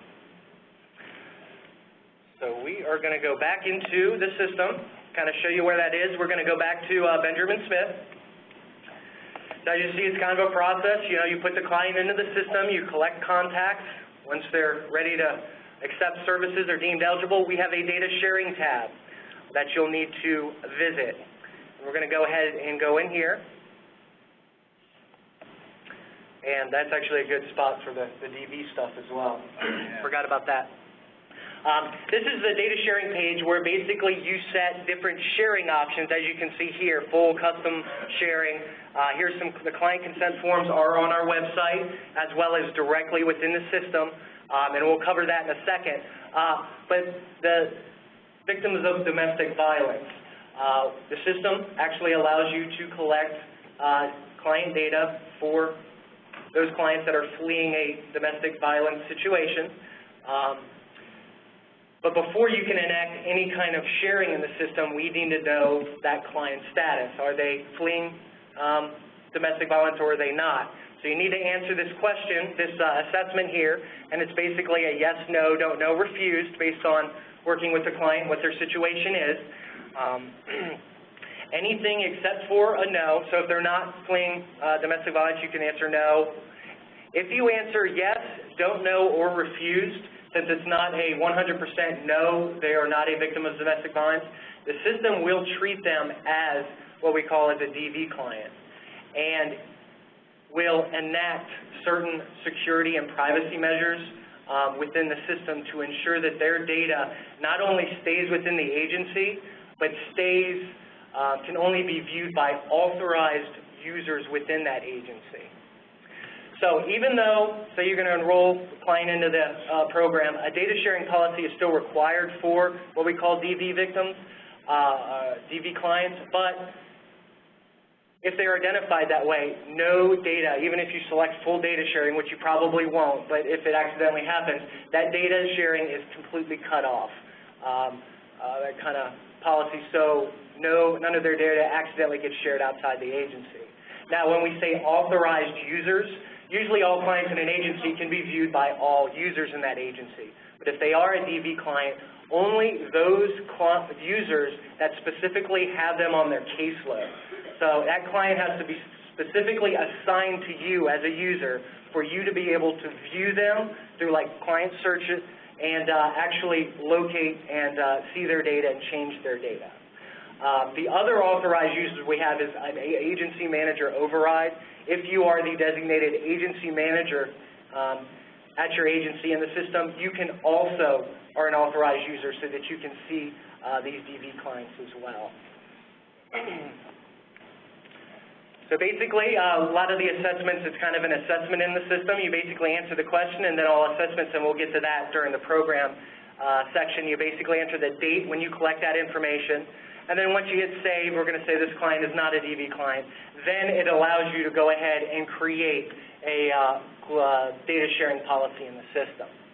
Now, these are the data sharing forms, and you can actually, there are links where you can actually click it, and they'll actually come up in PDF form, or you can have some printed out. And we're sorry, the system is definitely not this slow. We're on limited bandwidth here in the conference room, it seems. The first page basically kind of, and this is something that you definitely want to read over, understand, because you're going to be explaining this to your clients. Basically, the first page kind of explains privacy, security, the sharing information. Now, the second page is basically the page that has where the information, what sharing settings the client and the caseworker agree to. The first setting is I agree to allow full sharing basically throughout the system. The second one is something we call custom sharing, saying, the client and the caseworker decide I want to share some data, but I want to pick which data elements, not all of it. And then the last one is basically no data. I want to keep all my information inside the agency. And basically it requires that the client sign and date it, as well as you need to fill out the agency, because each client needs a form per agency. This isn't something where it's every enrollment. It is just a one client per agency kind of form, and also needs to be signed by agency personnel. We also have a supplemental form in case you do custom sharing, and we'll kind of go into that once we get there. So you need to, depending on what the client selected, this is kind of an area where you record what the client and the caseworker entered on those forms. We've kind of got it set up exactly the same so you can mirror the data sharing. So if you select full, that basically means all data, and as you can see here, these are every single data element in the system that can be shared or not shared through the system. So full, of course, checks all of them. If it's checked, that means it's shared. If it's unchecked, that means it's not shared. So full has everything checked.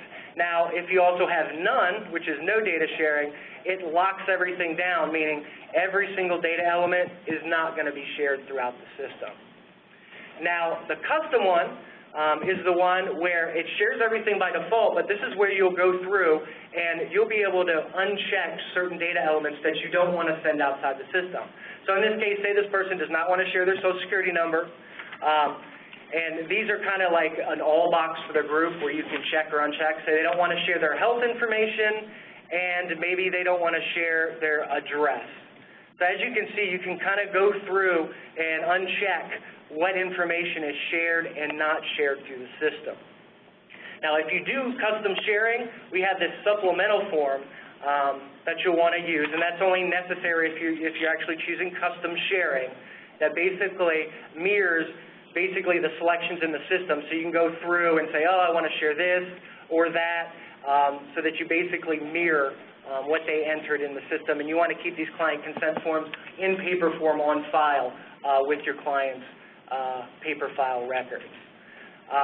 Once you figured out what you want to share, basically you hit save down at the bottom, and the system will basically enact the sharing into the system. Now, as you can see here, we kind of have two sides to the data. This left-hand side, as you can see, is all familiar stuff on the client profile. So there's like the name, social security number, the contact information, physical information, as well as all those additional maiden name, veteran status. These are what we kind of call profile elements, and they're located on the profile. Any data that is shared on this side, profile, is what actually gets broadcast through the system in those global client profiles.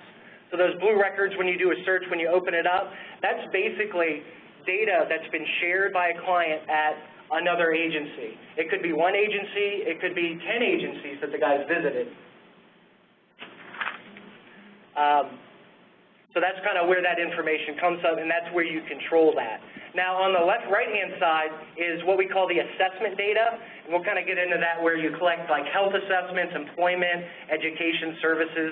That's kind of where you collect it in the program, and this data is either shared or not through what we call a global data sheet, where you can view information like where a person's visited another agency, what programs or assessments have been done there.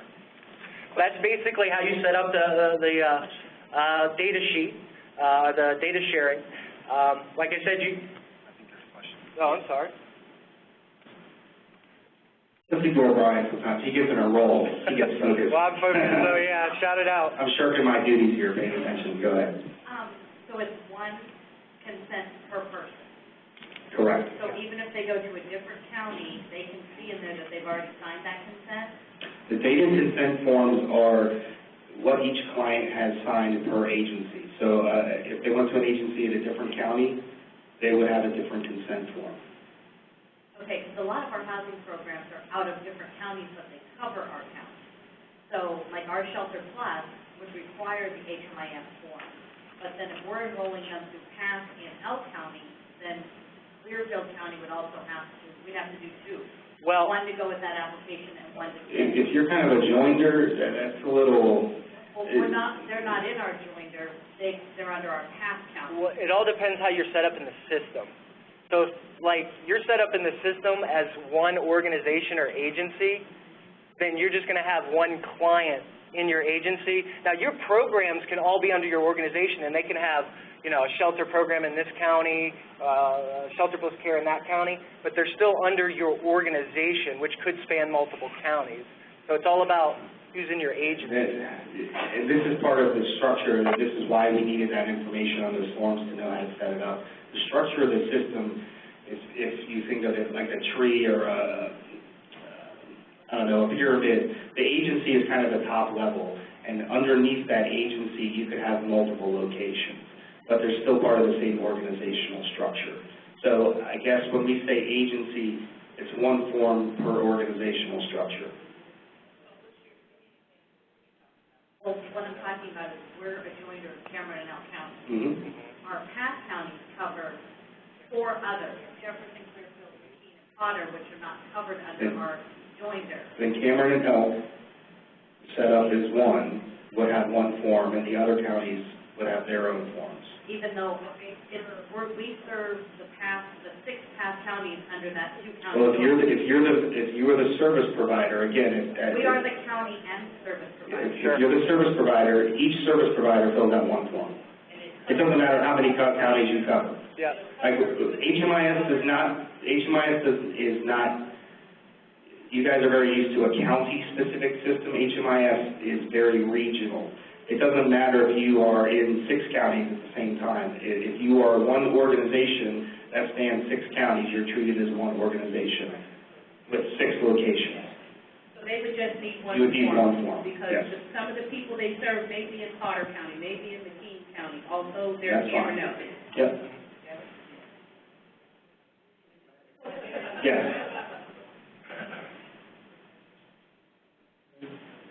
My question is regarding the homeless youth. Can they sign their own form, consent form? Ooh, that's a good one. Children who are considered unaccompanied, meaning that they are presenting by themselves, yes, they are permitted to sign their own form. For situations where the county agency is separate from the pass provider, will this form need to be completed for the county? It's completed by people who are directly serving clients. So Will our pass provider need to complete one of these forms to share information with the county? Like, will we need one of these forms completed and signed off for that individual to share information with Pass County? Oh, if you're part of the Pass County, if you're like a grant administrator, so to speak, no. You will still have access to this information because you're an administrator of that information. Okay. Yeah, it'll be... It's to share between provider to provider.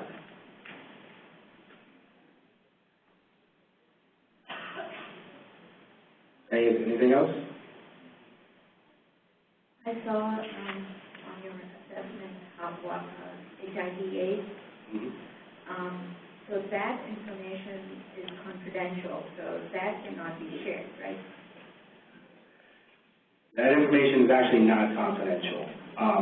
If it bothers you or if the client doesn't want it shared, you can turn off the data sharing. However, that's a HUD mandated data element. HUD also administers HOPLA. That data element is a simple yes or no answer, and it's meant to be there to protect the caseworker. However, if you don't want to share, just simply turn it off. And you'll be able to turn off, you can turn off the entire panel of health information if you don't want that information shared. Or just that one.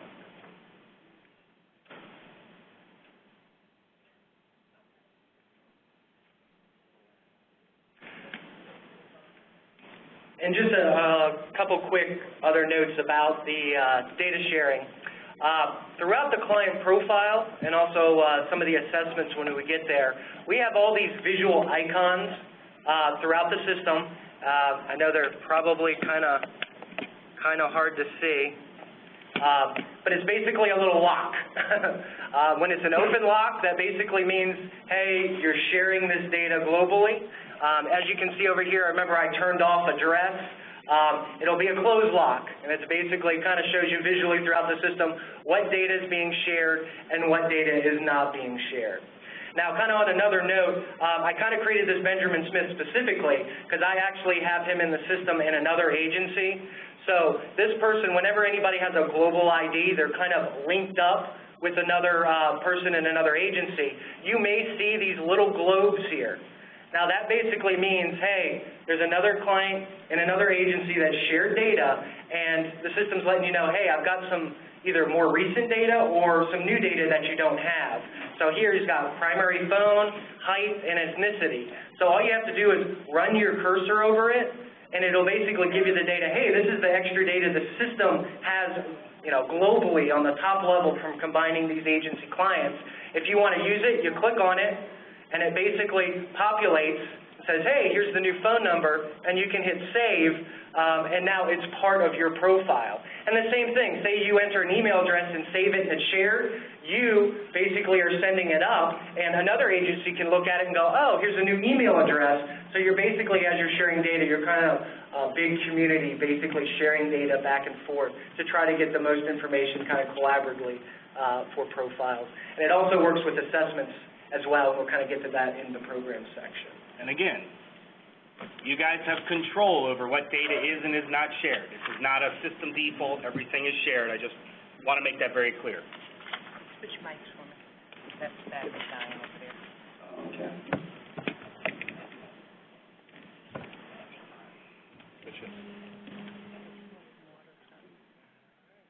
We were going to take a break, but we're going to go straight into the program stuff. Do you want to talk about the quick introduction?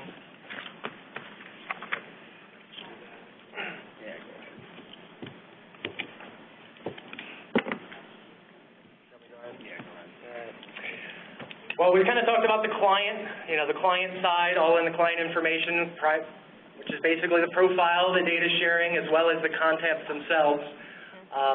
Once the client has been deemed eligible and has accepted services, this is where you're actually going to do the actual enrollment into the program. And we kind of have a whole program side of the system that we're going to kind of talk about now.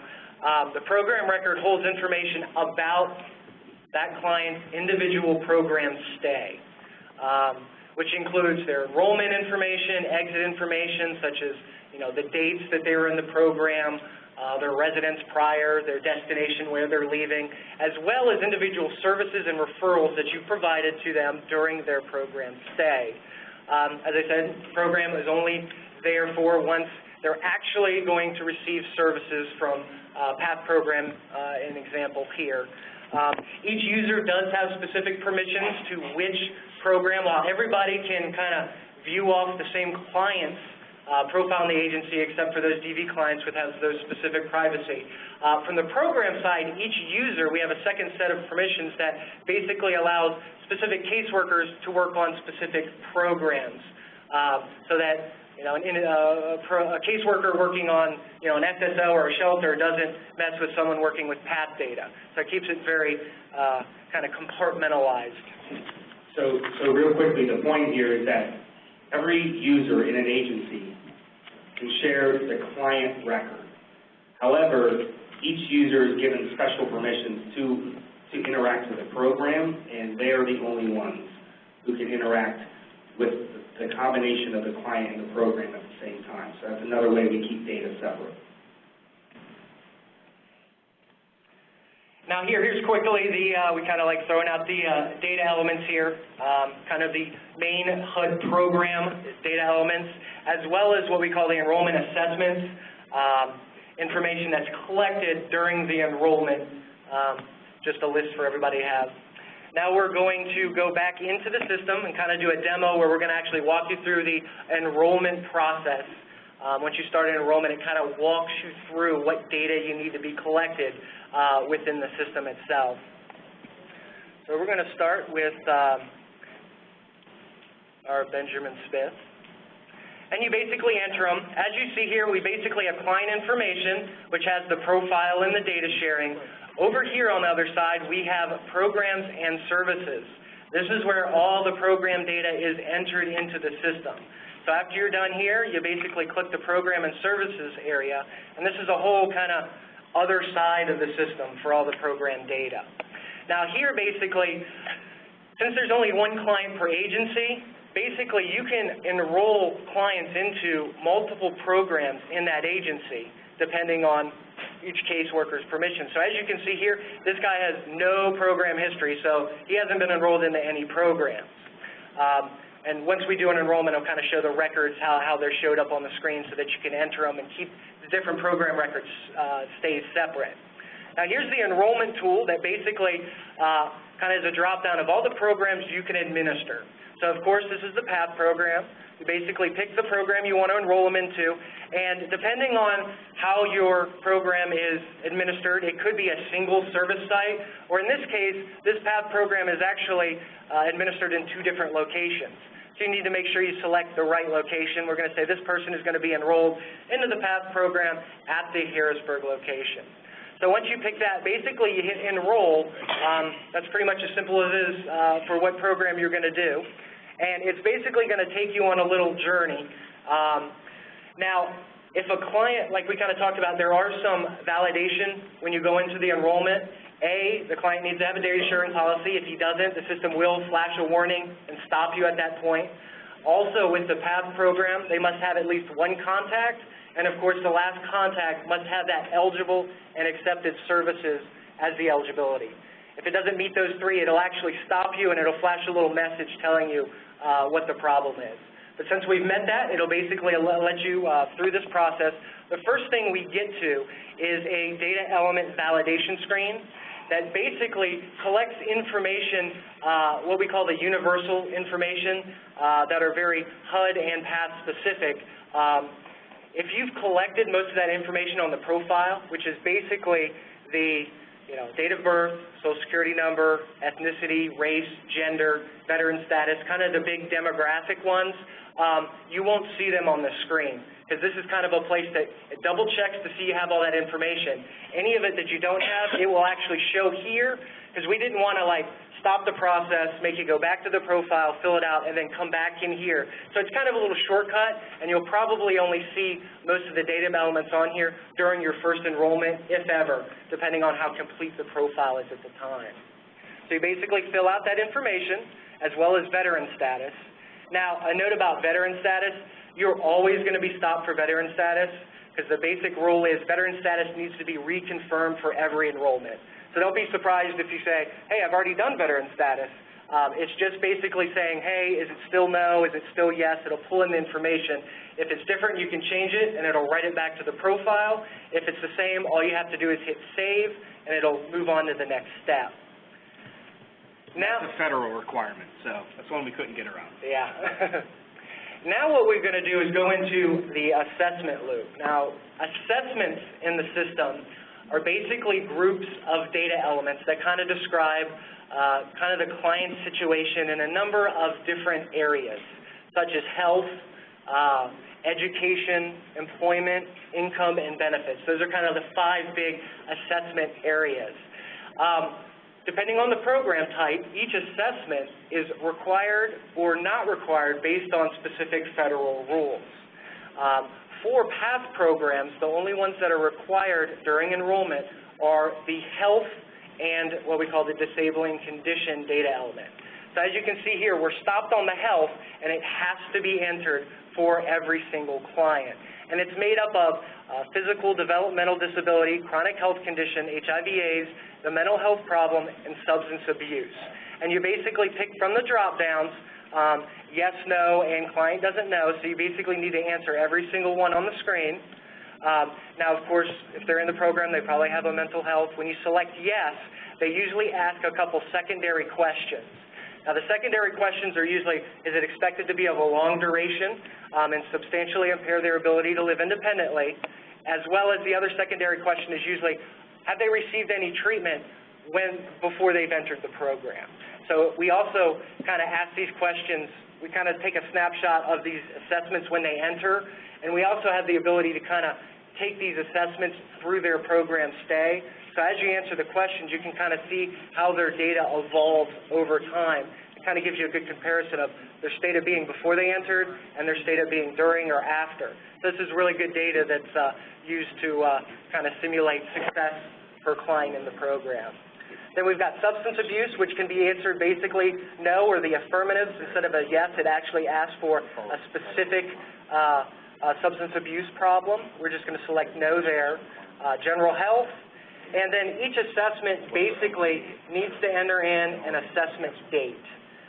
Now, the assessment date isn't the date that you enter it into the system. I'm going to just use the calendar.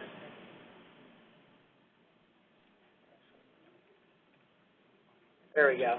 Now, that date is the date that you actually collect the data from the client, not when you enter it into the system. So there can be sometimes lags of a couple days. We try to, at least, from a data timeliness standpoint, you want to try to get data in within 3-4 days, a week at the most, when you enter that information. Now, down at the bottom, we've got these navigations, and you basically should stay on these navigations, and we've kind of developed a system where it kind of walks you through the process and takes you through all the screens of the assessments. So as you can see here, you've got save and next assessment. So what it does is it saves the information and also will take you to the next assessment. Now, with health questions, we also kind of tie it to disabling conditions. Now, disabling condition is kind of a HUD-based term, and we've got this little help thing that kind of kind of shows you what the official rule is. And Actually based on 3 different federal regulations that HUD combined for us. Use your mic, because they don't. It's actually based on 3 different federal regulations that have been combined into one definition. So essentially what the system does is that if any of the questions you've answered fall, or I guess meet the criteria, the system will automatically define it as yes. If it doesn't have enough information, it will prompt you. And as you can see here, if it does, as you can see here, the system identified that, hey, we have enough information to identify the person as having a disabling condition. It will be hard-coded as yes. You can't answer it. You can't change the answer. And it'll actually tell you which of the conditions met the validation that the person can be considered with a disabling condition. So you basically hit OK there. And then what the system does is it kind of, as you can see here, it'll take you along a journey. Now, when you get to ones that are required, you basically are stopped. And those are the ones that have red at the top with the asterisk. That means you can't get by it until you answer it per the rules of the program. Now, the other 4 assessments, which are education, employment, income, and benefits, those are just in black, and basically the navigation is open, meaning it's not a required assessment to basically complete this enrollment. Now, if you have the information, if you do collect it, we do recommend you enter it, and you can basically enter the information depending on what you collect from the client, and you can hit Save and Next Assessment. Now, say we come to employment, we don't know that information. This Next Assessment button basically is a way of saying, it's kind of a skip button, saying, hey, I don't have employment, I'm going to skip it. Oh, I don't have income, I'm going to skip it. And then when you get to the benefits screen, that's kind of the final screen in the initial enrollment. If you don't have that information, you can fill it out and save. If not, you just hit Next Assessment. As you can see, you always want to hit those Next or Save and Next. It'll walk you basically through the system of what's required and what's not required for assessments. Now, the final screen we get to is what we call the kind of the final enrollment screen, which collects specific information about the enrollment. Everyone that is in the gold ball are the ones that are required, meaning if you hit Save before you fill that out, the system will basically say, hey, all of these are required in the system. We've got the contact date, where Dan kind of talked about how HUD only has 1 field for contact. What we actually do is we pull in the contact date that you had on your first contact that's attached to the client when you entered in the system. So the system will automatically pull that in. Now, you have the engagement and what we call the enrollment entry date. Now, the engagement date is basically the date when you performed the engagement, when you actually sat down, did the assessment, collected the information for eligibility. And it can happen before the enrollment, after the enrollment. Basically, the only rule is that it can't be before the first contact, because you can't really do an engagement assessment before you've actually contacted with them. So that's kind of the date rule there. Now, the entry enrollment date is basically the program entry date. When is the first day that the client entered the program? And kind of the basic rule is for a service-based program with PATH is, what is the first day that the client began a period of continuous services? That's the date that you enter. We have referral source, but that is any application number, application date, and referral source are not required, but please feel free to use them for extra information. This person was actually referred from a street outreach, so we're going to put that in. Housing status at entry. This follows the same exact rules that we had on the contact, so I'm not going to go into a lot of information there. Basically, to be entered into the PATH program, they need to be either homeless or at risk of homelessness. So depending on their homeless situation, you either pick literally homeless for homeless or at risk eminently. So those are the 2 selections there. We don't have the other ones like stably housed because if they're that housing status, they wouldn't be eligible. Therefore, you wouldn't have gotten to this enrollment state. Residents prior to entry, this is basically their last prior entry before entering the system. It's kind of broken down into 3 sections: homeless situations, institutional settings, and other locations. You basically pick the one that best suits that fits their situation. Then there's days homeless, And this is basically a length of stay in their previous residence. So what it is a text field where you basically enter the number of days. So wherever they are placed, not meant for habitation, let's say they were there for 24 days, that's basically what you enter into the system. Now, if you don't know... I want to say something about that. Sure. This is just a note for those who have their own HMIS systems. You may need to work with your HMIS leads around this. HUD data standards for this kind of the length of days homeless do not line up with past data standards. And so what we ended up doing here was collecting the actual number of days so that we could have the system figure out for both reporting requirements, which it was. So if your HMIS administrator, when it comes time to talk to them, has a question about this, you can tell them, yes, we know, it doesn't line up. And we also had the zip code of last permanent address. So if you know the zip code, you basically enter in the 5-digit zip code. Now, for both of these, since they're text fields, if that information is either unknown or the client refuses or doesn't know that information, you can just check that box, and that will suffice the requirement of filling it out. So once you fill out all that information, you basically hit the Save button, and that actually finishes the enrollment process. And as you can see here, now there's a nice gray record there, which is basically your program record. Now the system kind of is very, as I said, each client can have multiple program stays, so you can do more enrollments, or you can actually go into the program record. Basically, you click on it, they'll turn green, you load it, and here is basically, here's all the enrollment information that you entered during the, if you made a mistake saying, oh, that should have been call response, or change some of the information there, that's where that information is to review and edit. There's also down in there, and we'll talk about this in the next section, is where the actual services and the referrals, where you actually attach those services you provided and referrals that you provided to the client within a specific program stay. Now we're going to quickly talk about a little bit about assessment management. Those assessments that you entered basically are attached to the program in the system. And what we actually have here are some assessment buttons. We have entry assessment and during enrollment assessment. The during enrollment assessment, each assessment, like I said, is kind of a point-in-time collection of their assessment data, different sets of data at point in time. So say you collected income information or health information 2 months into the program. What you can do is go ahead and click this during enrollment, and the system will basically ask you, hey, what data do you want to collect? And it'll specifically just prompt you for that information, so it'll collect it at that specific date during the program stay, basically between the entry and exit, and attach it to the client as you kind of get that progression of data. Now, not required, but should you choose to collect it, it's available. You got it. Now, with the entry, this button will only be here. Some of the entry are optional and some are required. If you've missed any optional ones, basically this gives you the opportunity to backfill it.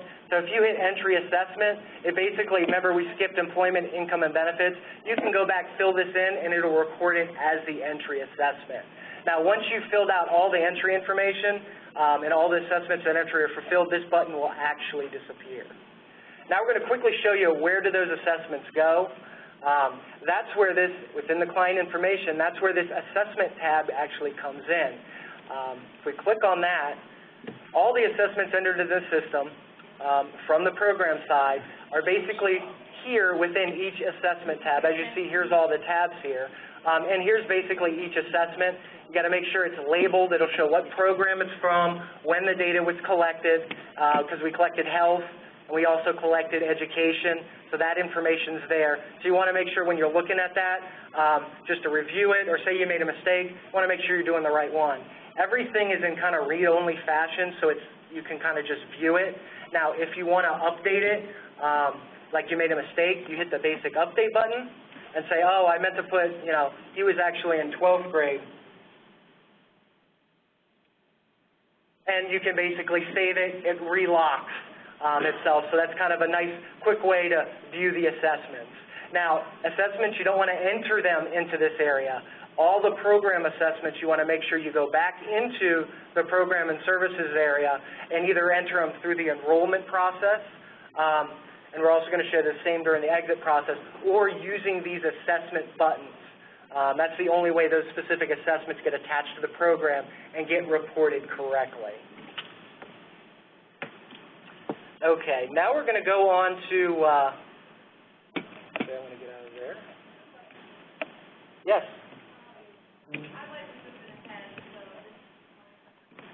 Can you speak up a little? Does the system compile all this assessment data for that individual PASS program? Because some of the questions I saw on there are collected on our PASS annual report. So I was wondering if the system compiles that data. There's a reason we asked for it. Absolutely. So yes, so we can report it, and the system, essentially, you can go through, continue to do your assessments. If you have additional assessments, you can update them. Everything on the back end, when we get to the reporting knows how to look at all that information and pull it with a quick go button. Yeah, and that's why the health one are required, because we need some of that information to complete the PASS annual report. So the annual report will actually be completed through HMIS. Right, and the provider won't even need to do it. The county person can have access to pull that report for you. But until the feds say we don't have to use our current system, we're going to be reporting in both. You're doing it anyway, but the hope was that we would get the information out of HMIS so that it made it easier to report into our current. We should stop here then. Yes. Any other questions?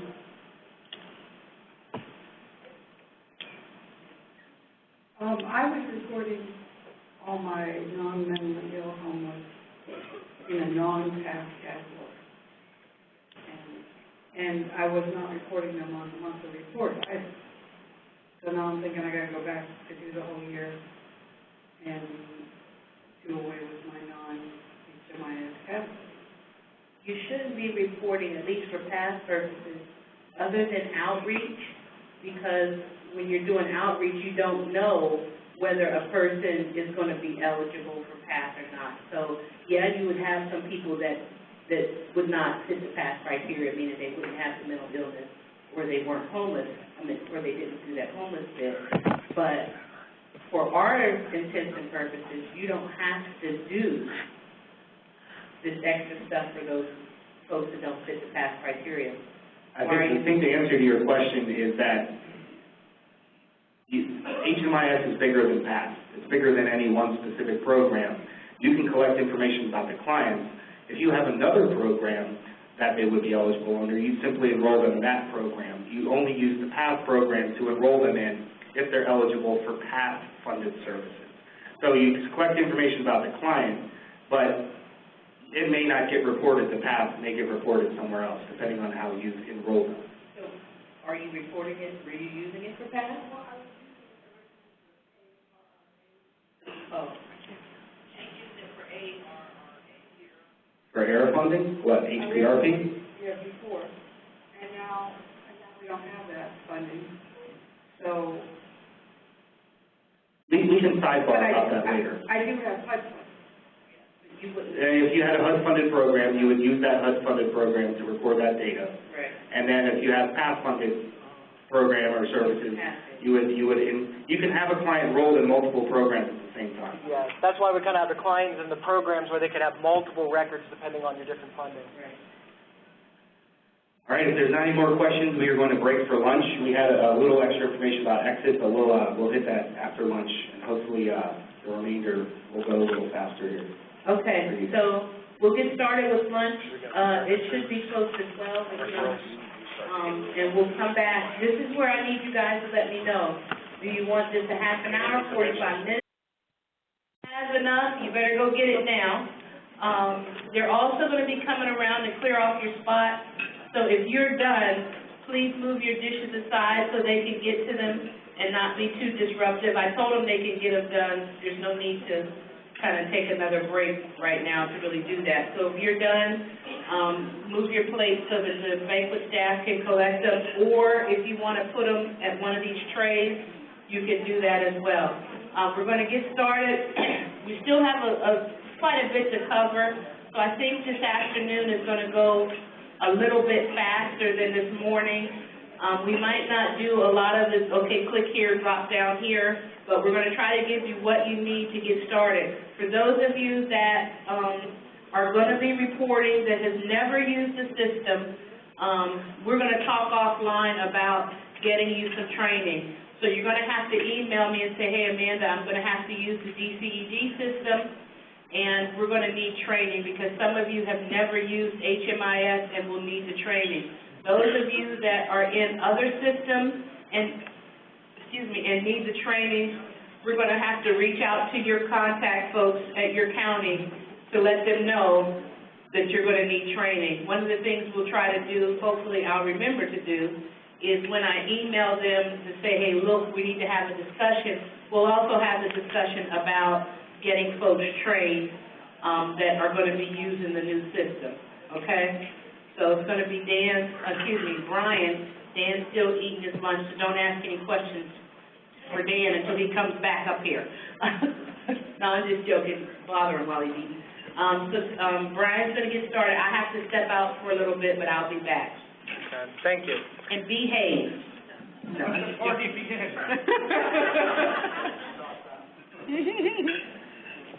Okay, now we've done the client stuff and the program enrollment stuff. We're going to do just a few quick things inside the program, which is basically the services and referrals. Services, here's basically a complete list of all the past services that you can provide to your clients. Now, services, and we'll cover that during kind of the management setup part, each service needs to be set up with a specific availability, funding type. So not all services may be available to all clients within your program. It's going to all depend on how the service is funded during that fiscal year. And we'll kind of explain that during the demo part of it. So we're going to quickly go in. We're going to go back to Benjamin Smith real quick. After it does that. Back into the program and services area, and of course into the program themselves. Now, as you can see here, they have an enrollment, no exit date. That means they're still enrolled. Down here, we've basically got the services provided. Basically, this is where any services you've provided to them will show up. There's none here. Basically, to create a new service, it's pretty much as simple as hitting that button, and you basically enter in the date for the service that you are providing. Now, the system is going to basically build this service list depending on that date, because we're going to show you that each fiscal year the program needs to set up their services. So depending on the date you enter, the list will possibly be different depending on your specific program. And this is pretty much a standard path-defined list. So say this person's getting case management, that's pretty much all you have to enter. You can enter notes if you want. You basically hit add, and that's pretty much it. Each service is a one-time thing. So every service instance that you provide to the client, you basically enter through the system like that. Now, if you want to review a service, all you have to do is click on it, and the service will basically re-pop up so you can take a look at it. Now, as you see here, we kind of lock out the date and everything. If you made a mistake and said, oh, that should have been a different service, you can basically easily just delete it. It'll go away, and you can open it up and re-enter it in as the proper service that you wanted to enter. So it's pretty straightforward on how to do services.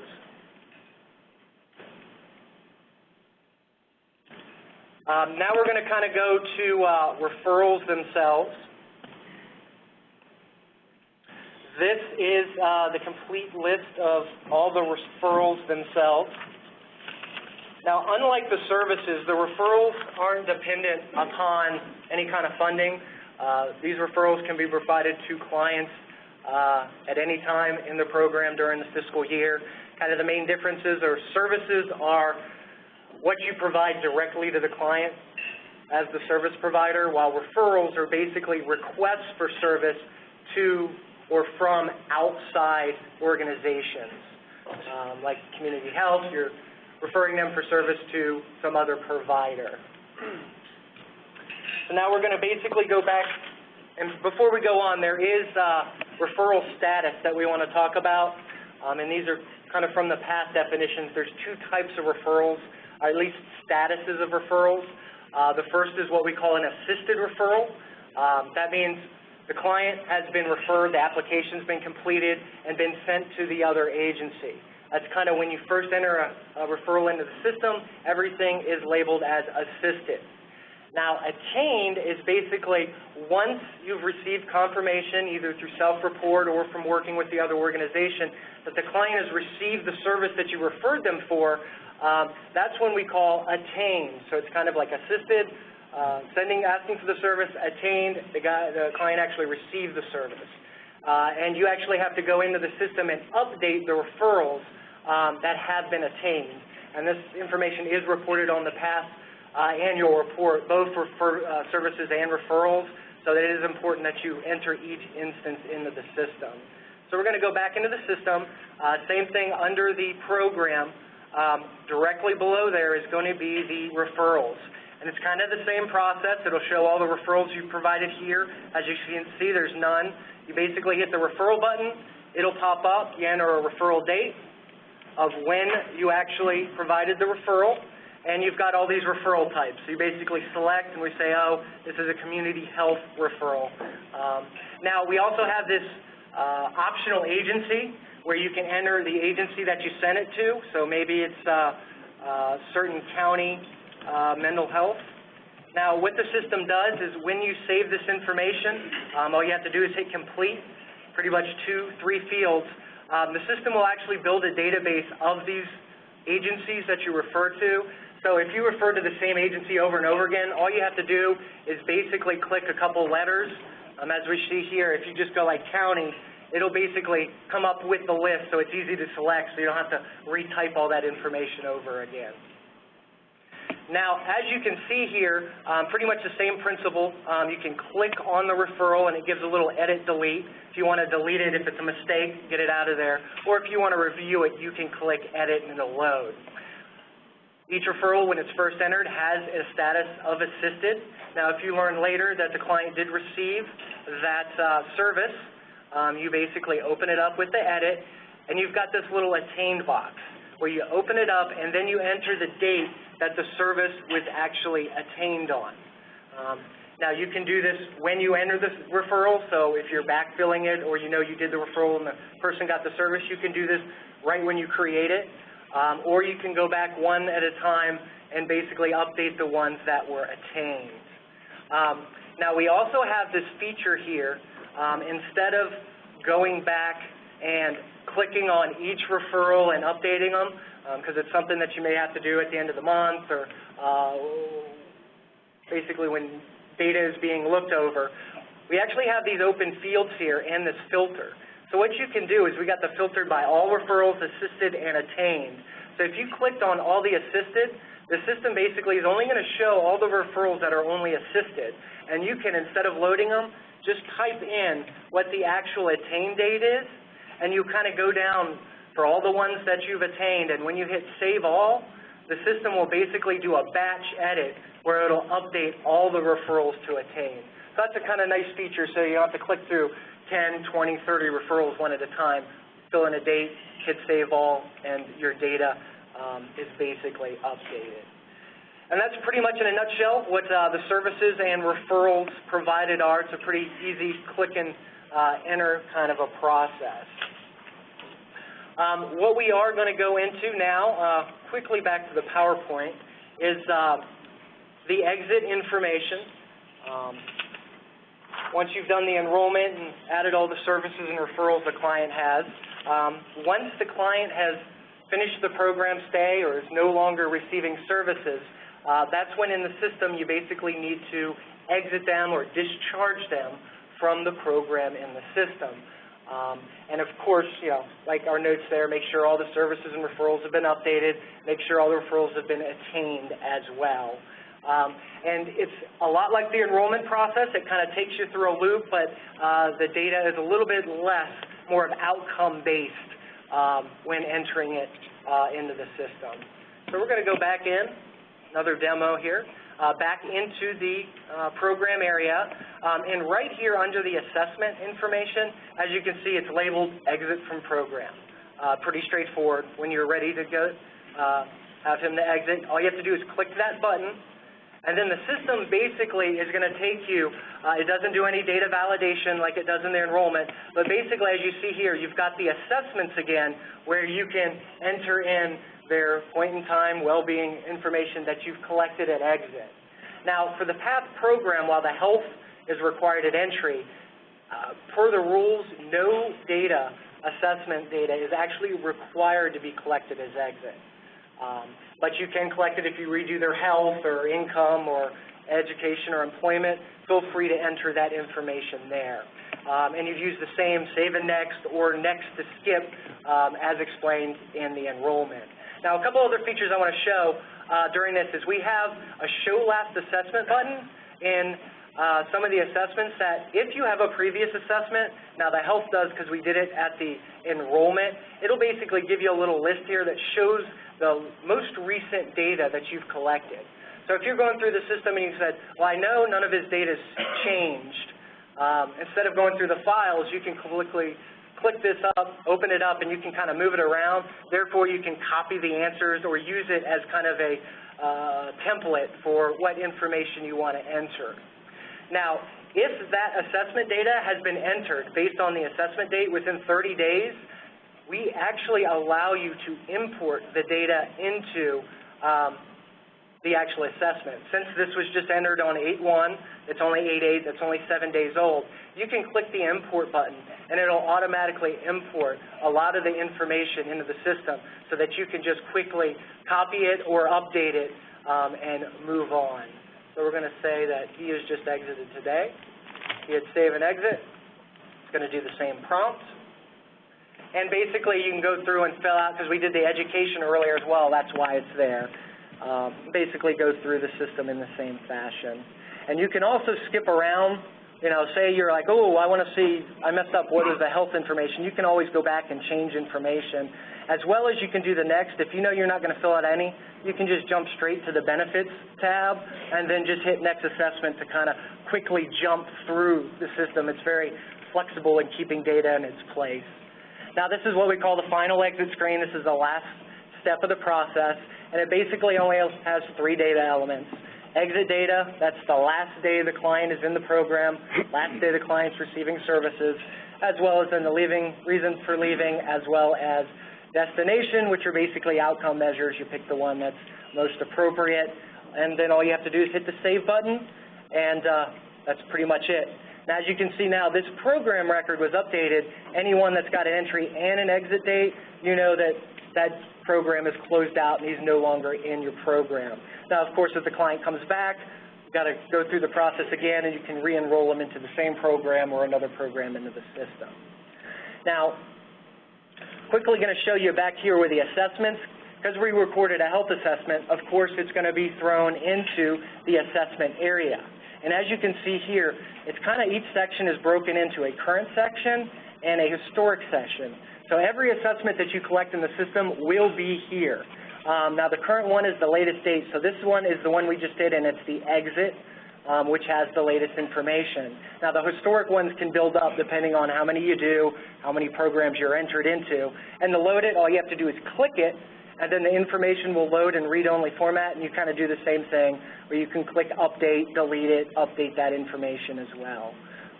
And of course, just make sure, again, you know what assessment you're on by the program date. So if you're editing or looking at information, you know which information that you're looking at, so you don't edit the wrong information. Kind of the same thing with the assessments. It also has a follow-up, which is kind of like the during enrollment. This is all optional, but if you want to collect assessments after they've left, you know, if you're doing follow-ups, that's the way to do it. As well as we also have an exit assessment to backfill exit assessments, just like entry. It's almost kind of the same exact processes. Okay, the next thing we want to go into is basic data client sheets. We actually have a couple client utilities. There's a client data sheet as well as a global data sheet. We'll kind of show you examples. The client data sheet is provided local data collected at your agency. It's a nice little snapshot of profile assessment and program data there, while a global data sheet is information that is pieced together from all shared data throughout the agency.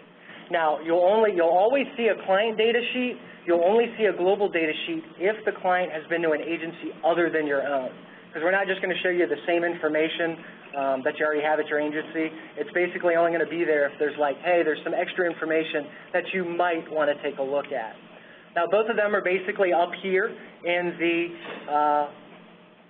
up right next to the program and services area. And you click on the client data sheet, and here's basically the layout where it's got client profile information, assessment information, and it's got the programs here where you can click on them, kind of gives you a quick snapshot of their data. You can quickly print it out if you want for your records, kind of a nice little one-stop shop for all their data at your agency. Now, this Benjamin Smith actually does have a global data sheet, because I mentioned earlier that I kind of created him in another agency so you could kind of see that mixture of data. It basically shows the global data, and then here shows all the contributing clients. As you can see, you've got one in the PATH agency and one in this other housing service agency, which is outside your data, or outside your agency. And you can click on them, and each agency kind of has their own data sheet where you can see, oh, well, he's also been in an emergency shelter program between, earlier this year, along with my PATH program. So that's kind of a way that you tie together what services and programs the client has been at throughout other agencies in the system. And again, it's all shared information, so it is up to the individual clients, again, what information is shared throughout the system through this data sheet. And it can be printed out just like the client data sheet. So those are good places to kind of get extra information in the system. Another quick note, we do have a client delete utility. It's probably not going to be used very often. You only want to use that if you mistakenly enter a client into the system. If it is a duplicate, we have that merge logic where you can duplicate it. One note about the client delete, we actually, as you go through the process, there's probably about 4 or 5 prompts of are you sure? Because once you delete a client, there's no way to get it back. So you want to make sure that you are positive that you want to get rid of that client before you use it. You mentioned delete versus exit.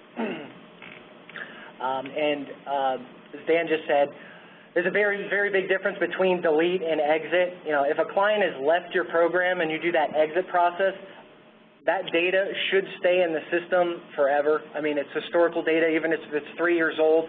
We want that data. You don't delete them. Deletion is only used for, oh, I just entered a client, and another caseworker just entered it in on accident, so I just want to quickly get rid of that other client because it's a mistaken entry. So I want to make sure everybody understands the distinction between exit and delete. Deletion is only used for, oh, I just entered a client, and another caseworker just entered it in on accident, so I just want to quickly get rid of that other client because it's a mistaken entry. So I want to make sure everybody understands the distinction between exit and delete.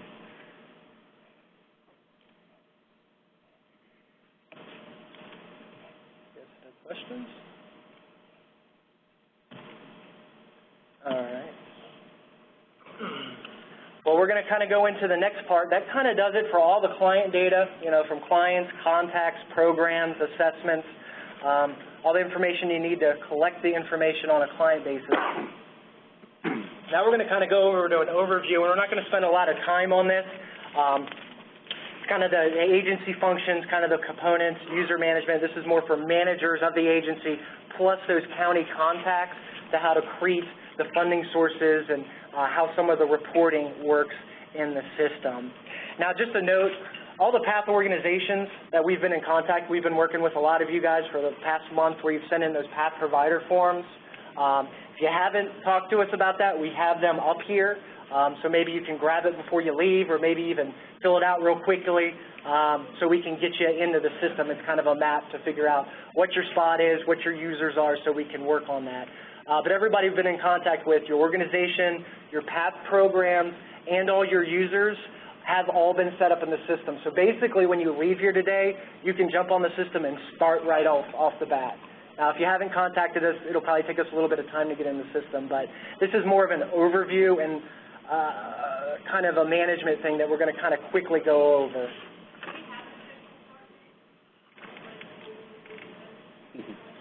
Now. Technically, your start date was the beginning of the fiscal year, July 1st. Yeah. So we're about a month Well, late. essentially what happened is we were going to do this for the July 1st date, and SAMHSA released a brand new annual report last minute, and we had to essentially fix some things, and it took us about a month to do that. So yes, yep.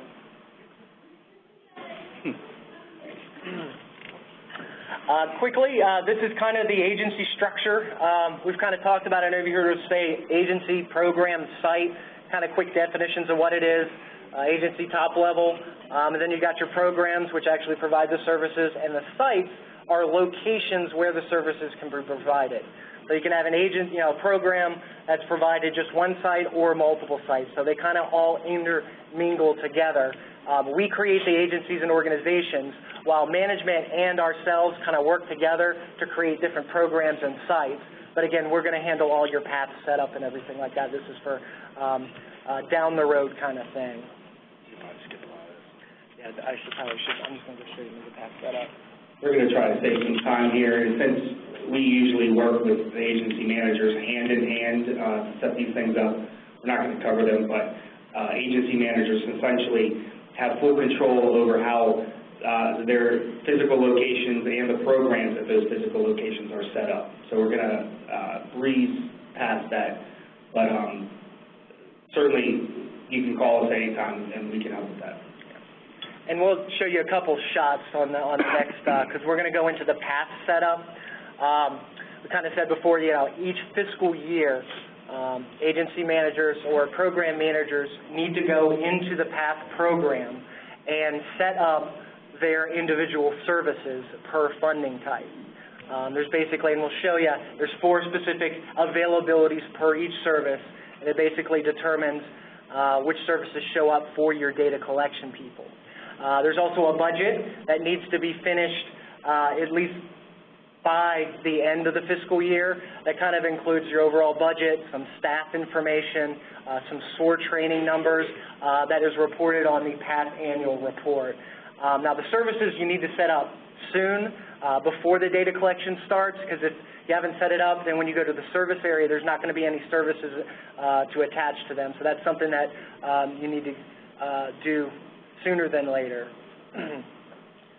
So I'm going to go into the actual demo, and I'm going to actually log out with my intake person and go in with what we call an agency manager. A lot of the functions are the same. As you can see, the action menu is a little bit bigger. You have program, site, agency, user lookups, and here's where you create new sites and programs, so you can kind of get through to your components that way, kind of the agency stuff.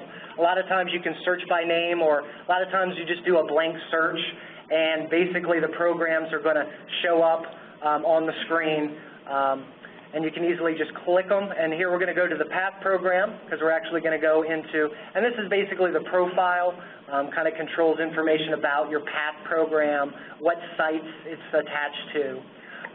As you can see up here, what you're going to have to do is do a program lookup, go into your path program. Pretty much each agency is going to only have to deal with one program. And here are the 2 setup tabs. There's services and budget. We're going to go into services first, and that's the one that you need to worry about the earliest. And basically it's per fiscal year, which is basically July 1st through June 30th of every year. We only have the 2013 up, and you basically click on that, and as the fiscal years roll through, you're going to have to do this every fiscal year. By January 1st, 2014, the fiscal year for 2014 will pop up, so you can enter it in early, so that you don't have any interruption of services. Basically, here are all the services. Make a quick point. As he's talking about, I just want to make crystal clear this particular service setup piece. If you're an agency manager and you don't set this up, your users will not have access to record any services. So that's why he's saying this needs to happen first.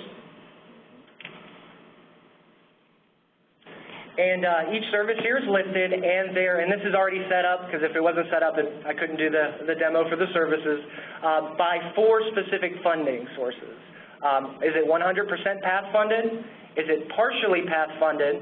Do you provide it, but it's not path funded, and service not provided?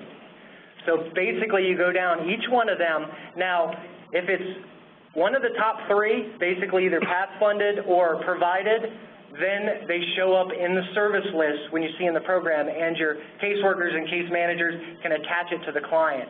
If it's service not provided, basically it doesn't appear in the service list. So for that fiscal year, any service you enter between that date, it will not show up. That's basically what you need to do for all the services, as well as you need to pick your type of organization, and there's kind of a predefined list here. Once that's entered, you basically hit save, and it'll save the information, and you're done for this fiscal year. Now, we've got this copy previous button, so as the fiscal years roll through and you set them up, if your information is the same or similar, you can just click on this copy button and it'll actually pull through the same settings as last year, if they're exactly the same, or you can make a couple changes. Now, the budget kind of does the same thing where it's built on a per fiscal year basis, and it's got three specific sections. The first is the budget information, where you basically enter in the total path funds, direct funds received from the state. The second one is the match funds. And the third one is any funds that aren't path that are used for your program. So we'll just say that. And as you can see, it kind of adds up the information here. The only requirement is that before you save it is you have to have at least $1 in your budget before it saves. The next information here is SOAR training. This is not something that's specific for the PATH report, but it's something DPW wants to track about SOAR. There's two basic information fields. The first is the number of users or staff that you've trained during the year. So you basically enter the number. The second one is the number of staff that you've trained over the course of the program. So you're basically going to add that up manually. Then the last one is basically the number of staff, like your FTEs. And as you enter in the staff people, it basically enters in, you basically enter in the fiscal year, the number of hours they worked on PATH. So if a person's worked like part-time, he'll enter 1,200, and then you enter in their total salary, and the system will automatically calculate the FTE that's actually going to be used on the PATH annual report. Now, if you go over somehow, like with their salary, if it exceeds the budget, it'll kind of give you a little note here, so it's probably a typo or something. And then you basically save that information. Now, the budget is not something that you may have up front, so that's something that's not going to affect data collection, but it will affect reporting, so you need to make sure that's done before the PATH report is done at the end of the year. That's pretty much the PATH setup. User stuff, we're probably not going to go too much into the user stuff. User setup for new users, there is kind of a process that we go through. A lot of you guys we have set up. Now, it's not something where you guys can just call us up and say, hey, create this account. There is some paperwork that needs to be done. It's kind of a two-step process. So you basically have to fill out some paperwork that authorize you for the system, as well as it's a self-registration process. So we'll kind of walk you through and send you the instructions where you create your own username and password in the system, and then we'll basically activate you to get you in the system. So it could take a couple days to go through the two steps to get everybody into the system. And this is something, if this was needed, we'll hold your hand through it. It's not something you need to know yourself. Yeah. All right. Do we even want to go through the user stuff, like user maintenance? All right. Okay, we are now going to go to the PATH County administration stuff. This is the information for what we call kind of the grant administration or the PATH County contacts. They are required to have a set up account in the system to perform kind of grants funding and reporting oversight for data collection. What we're going to review is we're going to set up everybody as, their county contacts, and we're going to attach them to the service providers that they fund. That's why it's important to fill out that PATH provider form so we know not only your county administrator, but what agencies you fund, because we need to set that up in the system so you have access through the contracting feature, which we're going to show you in a second. Now, once contracts or grants are set up in the system, county administrators, they're not going to have access to the direct data. You'll be able to see those data sheets, so you'll be able to see part of the data that's in the system. It's kind of going to be a read-only fashion, but you are going to get full reporting access to all the programs that you oversee, including data quality reports, enrollment reports, as well as the PATH annual report. I want to make sure everybody understands that. So now what we're going to do is go into the system. While you're doing that, I'm going to say a quick note. Sure. And just so you know why we did it that way, county contacts obviously need to be able to report on the data that is funded through them. However, we did not want county contacts to be able to edit the data. So if you're a caseworker or you work for a provider agency, your county contact will not have access to change your data.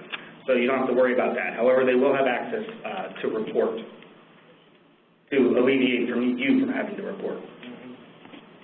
Now, and there is, you will have access to report when you do this step, because basically what you're going to do is go through a grant contract setup. So basically when you log in, you're going to go to the agency lookup. It's all done through your agency, and a lot of times just do a blank search. It'll come up. Here's county administration.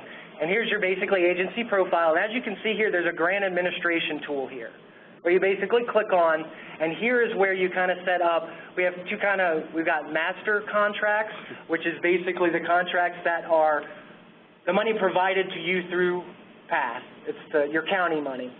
And then there's agency contracts, and that's contracts that you actually provide the funding down to the service provider. So what you basically do is go in here and create your county contract, 2013, this county, PATH grant. And we know, for instance, that this is a bit of a misnomer for this particular program, that you guys don't have contract numbers, so to speak. It was actually shocking to us when we found that out. However, everything that on this side is already set up by contract. So when you're looking at for PATH, just think contract as the dollars you receive from DPW. Don't have to take it literally. And your contract number, you can use whatever you feel will help you remember that specific pot of money. Mm-hmm. And when you enter it in, it's a basic name and, like you said, the master grant identifier, whatever you would like it to be that makes sense. The funding source is always state, and then from the drop-down, because we also do this for ESG, make sure you do select the PATH funding type. And contracts, everything like the program setup and the PATH annual report is all by fiscal year. So every single program needs to be attached to a contract within their county, and this will enable the county administrators to do the reporting. So, of course, the drop-down is only 2013. You basically hit Add, and then down here is the second level of agency contracts. So this is basically the money you get from the county, and down here, once we realize who you're funding, in the drop-down is going to be all your organizations that you fund. So if it's just a single organization, you'll probably only have one there. Now, I know there's some of those county administrators that basically are kind of do double duty, where they're the county and the service provider. You'll only have yourself in the list. So in a sense, you're giving yourself money. But that's basically what you need to do to set it up. So in this one, I'm basically going to provide money just to this service provider agency, which is what we did all the demos with. So we'll just enter it in and just call it agency grant. And we can just call it local 1. And as you can see, it inherits the PATH funding type as well as the fiscal year. And then you hit Add, and that's basically providing the the agency with money. The last step, and one of the most important, is basically you're attaching the PATH program to the agency contract. So usually most of these service providers are only going to have one PATH program.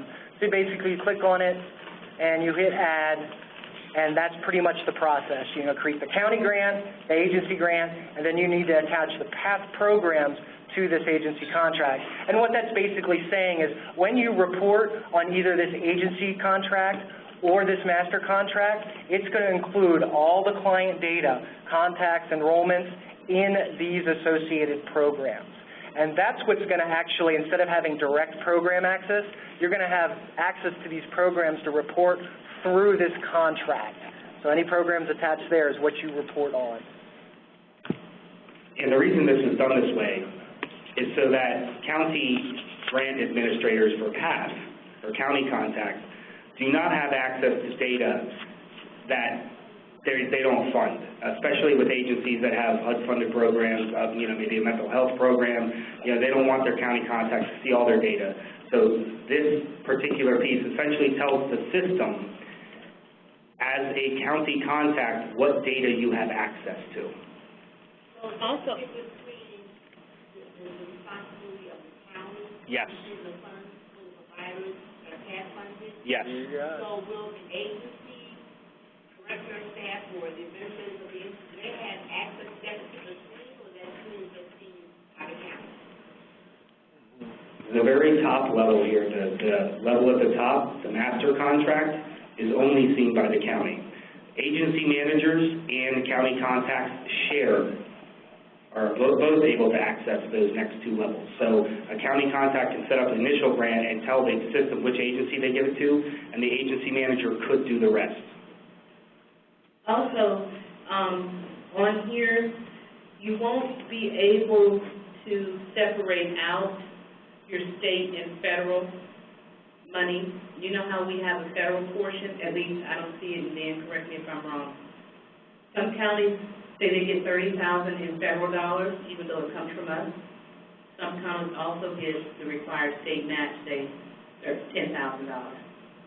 So what you're saying on here is that you'll have to add the 30 and the 10 for $40,000 and put it in on that state money, correct? That's up to you. Okay.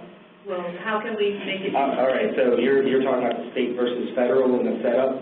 That state versus federal means if you had federal funding that you got directly from the federal government, no pass-through to the state, it would be federal. If you got money passed through the state, which PATH is, you pick state. It doesn't mean that the state is fully funding those dollars. Right, I know. But in our annual report, they ask how much is federal dollars. Yeah, and then we collect that on the budget page. It's not done through this. This is, I'm yeah. sorry. No. Sorry. Yeah, this is basically for data. Now, we do have optional fields for contract amount, but they don't need to be filled out. I mean, if you want to put it in, you can, but it doesn't do any kind of contract or financial tracking through this system. All right. Carol? Question? Can we, if our county hasn't set us up yet, can we still enter data before they do that? That's a great question. Yeah, this contracting is not something that will prevent you from doing data collection. So you can do all the data collection. This can be done after the fact. It's just until this is done, the PATH annual report and the county administrators won't be able to run or get data out of the system that way. So essentially, the county contacts don't set this up. The only ones that are hurting are themselves.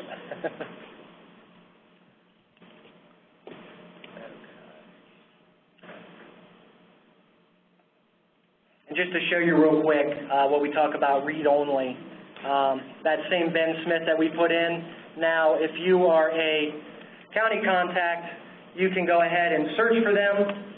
They'll show up, but when you click on them, you don't get into the profile, you go straight into the data sheets. That's what we kind of talk about read-only versus editability. So you get to see the information, but not touch it.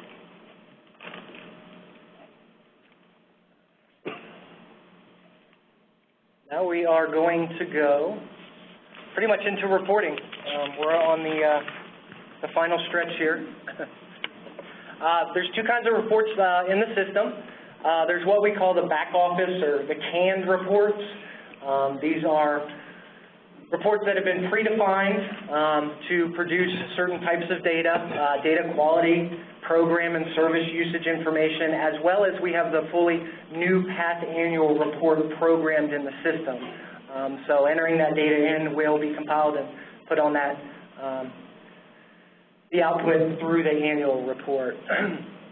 We also have a custom query tool, which we'll talk about briefly, and it basically is a query tool where you can go through and do a whole bunch of filters to kind of generate a custom extract to try to get extra data throughout the system. And we'll kind of show you how that works, some of the templates we have, some enrollment templates, some demographic templates. So that's kind of a neat tool to use to produce extra data in the system.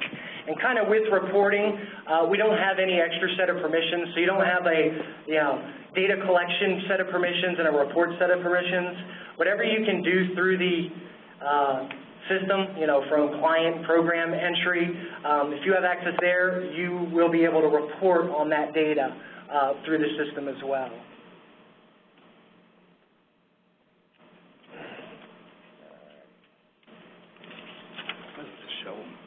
I am, yeah. We're going to kind of show you the two different reports. They're basically broken up into two different folders. We've got the client program reports, which are basically available to everybody, all users in the system.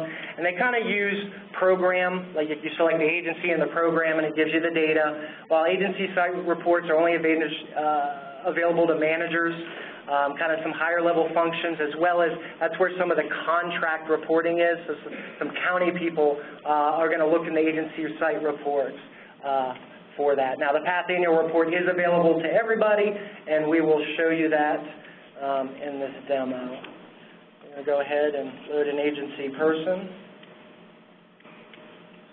Now here are the reports, basically on the tool section. In a custom report, that is actually that custom query tool that we're going to show you in a little bit. The report section here, you click on that, and that takes you to basically our back office reports. And here's the two folders. If you click on the little plus, it kind of opens up. As you see, we have a fair amount of agency site reports, as well as client program reports. And most of the reports you're going to run are going to be in this area. Each one kind of has a basic filter. We're going to start with some of the most popular ones, kind of quickly going through it. It's the active client data quality report. Kind of shows data quality for your site, as well as it gives you a client listing. A lot of the filters here, the main filters are by agency, the organization you're attached to, by program type, that's the type of program you have, and as you can see down here, there is a PATH program type. As well as the individual program, and that's the programs you actually enroll the clients into. So as you see here, you basically can select the filter of what clients you want to get out of the system, and all reporting is based on, a lot of it is based on enrollments. So a lot of this data, a lot of the reports are only going to show clients that are actually enrolled into the program. You basically enter in the date range that you want to look at, and the date range basically pulls all clients that are enrolled or in the program during that time frame.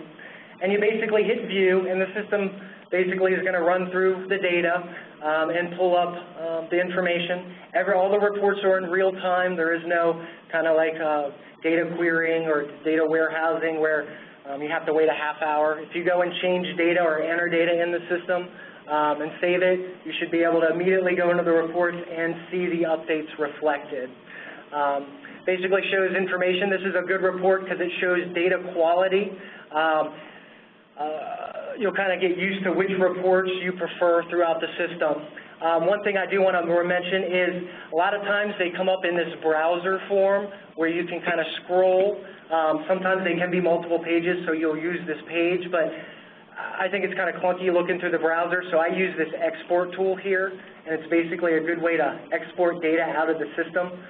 You can do it in Adobe or Excel. You click on it, and it basically can open the report in a nice, easy-to-read or save format. So I definitely recommend you looking at reports, exporting it out. Makes it a lot easier. Another good report is the client program usage report. As you can see, once you get kind of used to the filters for one report, all the reports pretty much work the same way. Kind of enter in the dates. Program usage is real good because it shows enrollment data as well as services data. So you can see, if you're thinking, hey, I think I should have 10 people enrolled into the program, and you only have 8, you're like, oh, well, a couple of people aren't enrolled, or you have 15, maybe that means certain people that have left the program haven't been exited in the system. That's a real good report to kind of stay on top of your data as well. Now, the final, those are probably the two most prominent and important reports in the system, provide a lot of good data there.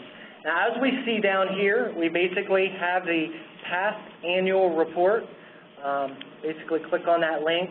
And this is the completely written to the latest specifications, the handouts that Amanda had of the actual provider form and this provider guide. We built the report off that. And basically, you can run it by agency and by program. It's run on a per fiscal year basis, so you can only get data within the fiscal year. You can get data shorter than that. So if you want to run it basically just for like the month of June or July. Or the quarter. Or the quarter. Yeah, you can do that. It'll give you data shorter than the fiscal year, but not greater. So if you actually try to cross fiscal years, it'll actually, the data will end when the actual fiscal year is, which is the June 30th of that following year. Basically, you just hit download, and the system, because the report takes a little bit to generate, it actually pops up directly in PDF format. And as you can see here, you've got your budget section. That's why it's important to fill that out, as well as data information for all the client stuff. A lot of this is about contacts and enrollments. I'm not going to go into a lot of detail about that. It's pretty much as the provider guide stated. Services, as well as referrals. And as you can see, they report on assisted and attained. That's why it's important to record everyone in the system. As well as we have a demographic section, which is basically both contacted and enrolled persons. It's got, gender, age, race, ethnicity, veteran status, and then some of the assessment stuff. So with enrolled persons, you probably should collect all that data. With contacts, because the information is sparse, you want to try to at least collect some of the basic demographics like age, race, ethnicity. But again, we've been told that, that data, because of how HMIS collects certain data elements where it doesn't occur until the program, it could be a little bit lacking there. Can you go back again, right there? Past county contacts, too, you can run it for multiple programs at the same time. And the reason this is good is because rather than having to, let's say you had 6 providers that you're providing funding to, or you were the pass-through for, you would not have to run this report 6 times. You could run it once. Yeah, I was going to go into that next. Sorry, my preempting here. That's okay. You can run it one time, and the system will deduplicate and aggregate everything into one report. Certainly, you can run it separately if you want to see what data each agency is contributing, but to comply with DPW's requirements, you'll be able to run it all at one time. Yeah. And I actually kind of switched over, because if you're a regular user or, caseworker or agency manager, a lot of times you're not going to report by contract. You're going to have direct access to the data. You're going to be picking the agency and program. Now, the county contacts, I kind of switched over to that. You're going to be reporting by contract. And as you can see here, you're going to have both your master contract as well as your individual agency contracts, as it's kind of the sub. Now, like Dan said, if you pick the master contract, it's going to give you all the data from all your agencies underneath. Now, if you only have one agency, like in this example here, whichever contract you pick, it's going to be the same data. But it's where the master can bring together like 5, 6 programs in the agency, is if you have 5 or 6 different agency contracts. Now, kind of to continue with the contract thing, we'll kind of get back to the PATH annual report.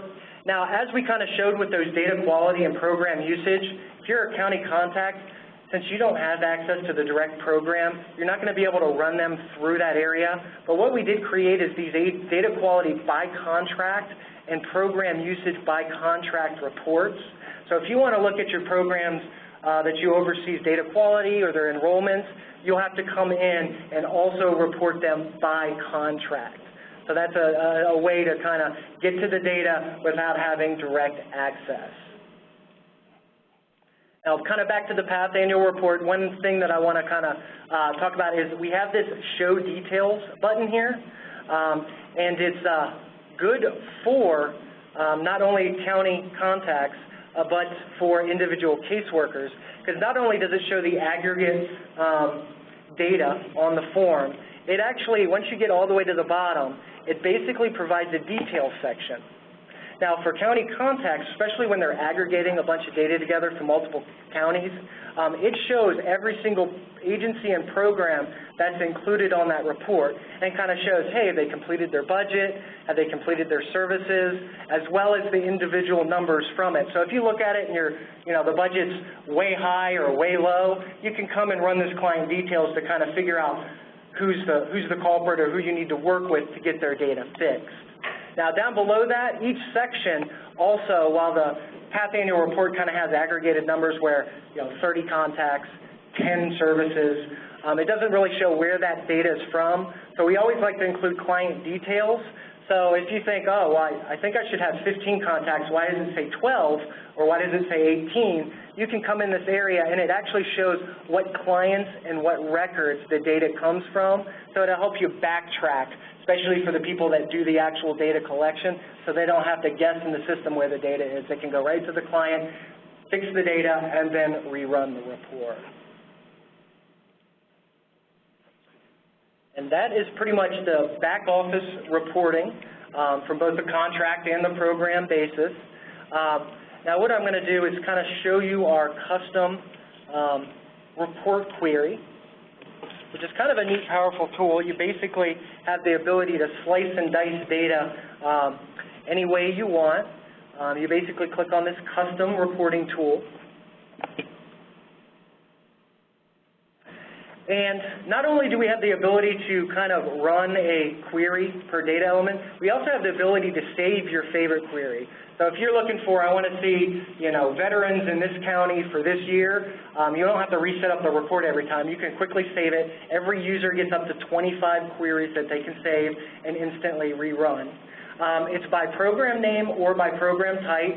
Program name is pretty straightforward, where you go in, you can report on all the clients within one program. Now, the program type is a little more flexible, where it basically allows you a number of different combinations of agency and program type, and we'll kind of show you that. You basically put in the date range. Let's say I just want to run data for this year. And what we have is a bunch of templates, and this is how kind of the data is output.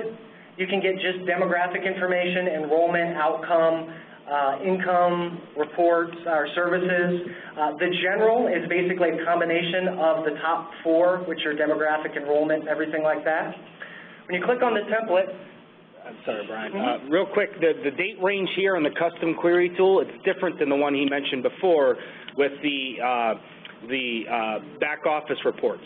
The back office reports are set up by some kind of business rule, requirement, federal law, whatever it was used to define that report. So for your PATH annual report, the reason that it only reports for the 1 fiscal year is because that's the way the report has to be designed. If you want to get data across fiscal years, you can come into this custom query tool, and the query tool will literally run the data for the entire time range that you input. So just wanted to... Yeah, you can run it for a year, 2 years, 3 years. Good point. Now, we're going to start with something fairly simple. We'll just call it the enrollment. We just want to see all of our enrollments. And as you can see here, you've got some report filters where you can actually report on different program types. So we're going to go in here, and how the filters work is you can do multiple inclusions and exclusions, and you move them back and forth. So the double arrows move them completely, while I want to say, well, we're in a PATH, so I only want to look at PATH programs. So it's just going to show me data from PATH programs. I'm also going to include demographics. So here's some enrollment data, and as you can see, these filters open up, and you can actually click on these and show the different data. So I just want to see veterans that have... Are you going to return any data? Yeah, I don't know. I might. So that's kind of how you can go through each of those filters and be very specific on what data you want to bring back. Maybe you only want to see people with literally homeless, or you only want to see people with this housing status at entry. So it's very flexible in all the data that you actually want to see. Essentially, all the filters build on each other. Yep. If you have 6 filters set up, it cross-references them all. Yes, the back.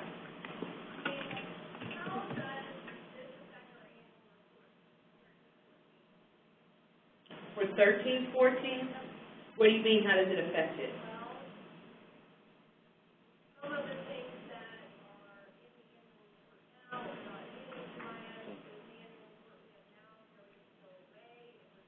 Okay.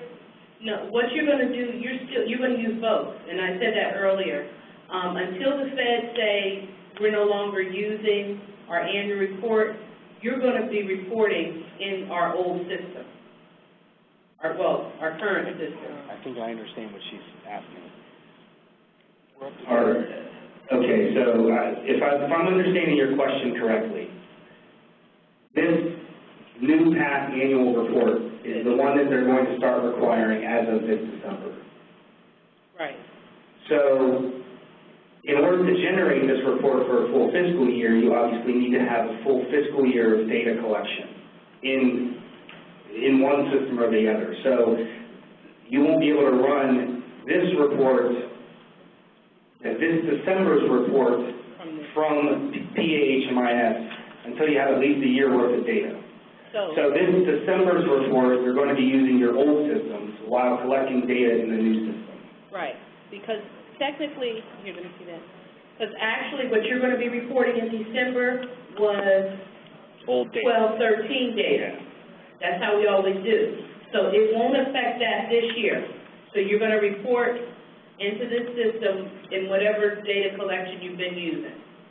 Now next year, because that's why we wanted to have it early in the fiscal year, you're not too far into this year. The idea is that come next December of 2014, you will be able to push a button and get what you need. Now, I will say, though, that SAMHSA has kind of screwed the pooch on this a little bit in the sense that the report that's coming due in December is this new format, and you guys have not been collecting data that way so far. So there's going to be some manual data collection, I'm sure, but Amanda and your federal TA people will have to help you with that, I'm sure. Excuse me, I'm eating ice, I'm sorry. Before I go there, hold on one second. There was a webinar on data reporting. Did you guys participate in that? That talked about this new report. So it is archived. I have to go back and find the email, but you're able to get back in and look at that and view the webinar from this new report to let you know what you need to be getting. I think, to be honest with you, I think you guys are getting that already, some of the information. Some of you may not be, but I think you'll be able to find out and figure out what information you need to figure out on this, for this new report this year. But usually what the feds will do when it comes close to time for us to do a report, they usually do some type of conference call or something about the annual report. And if they don't, I will try to have them on our call so that when we're reporting, we're getting the right information, at least for this year in December or January, whenever you decide you have to report. Yes.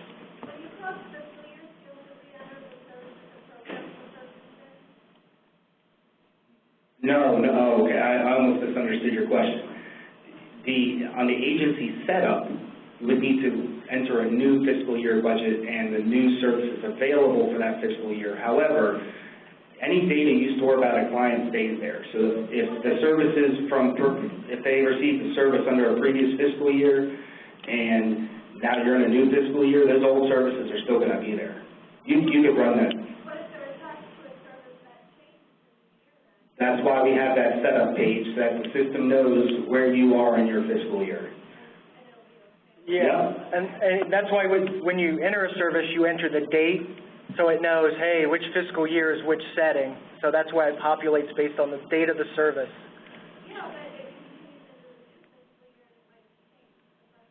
Each service is a one-time, one-day thing.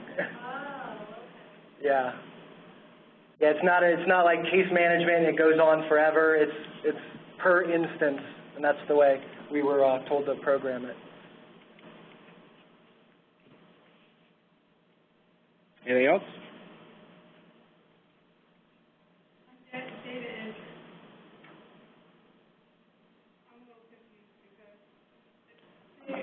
I'm trying to look at households, and that's our household.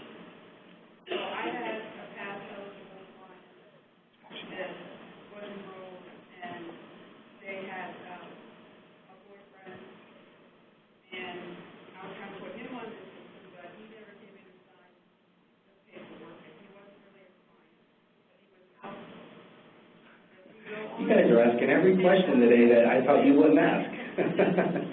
The system, we purposely avoided this because Amanda told us that you guys only serve individual people, 18 or older. However, the system also has household functionality. So you can add multiple people together in a household. If you do a program enrollment, it will prompt you to ask if you want to include other members of the household.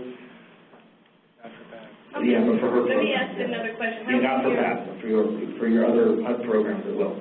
How many of you are serving households in PATH? So it means there's 2 adults over the age of 18, both of them are enrolled in PATH. But you don't count that data, you don't count the kids. No, I don't report them as an individual PATH person. I just put them on the system as a household. But you're right, I don't. You're not. PATH numbers, I don't count them. You're not counting, and maybe I'm not understanding, you shouldn't be counting individuals with kids, someone that's not enrolled in PATH, does not fit the PATH criteria, even though it may be me, my boyfriend, and 2 kids. And I'm the only one enrolled in PATH. You're only giving data for me. You're only giving data for me. But is there ever a time where you have 2 people in a household eligible for PATH at the same time? Yes. There is. And It sounds like we need to do an update then.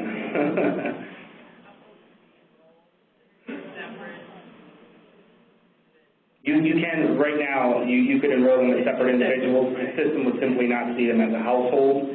But what we'll do, for every other program that exists in the system, we allow households to be enrolled. We'll have to extend that functionality of this program. And we were under the impression that it wasn't possible.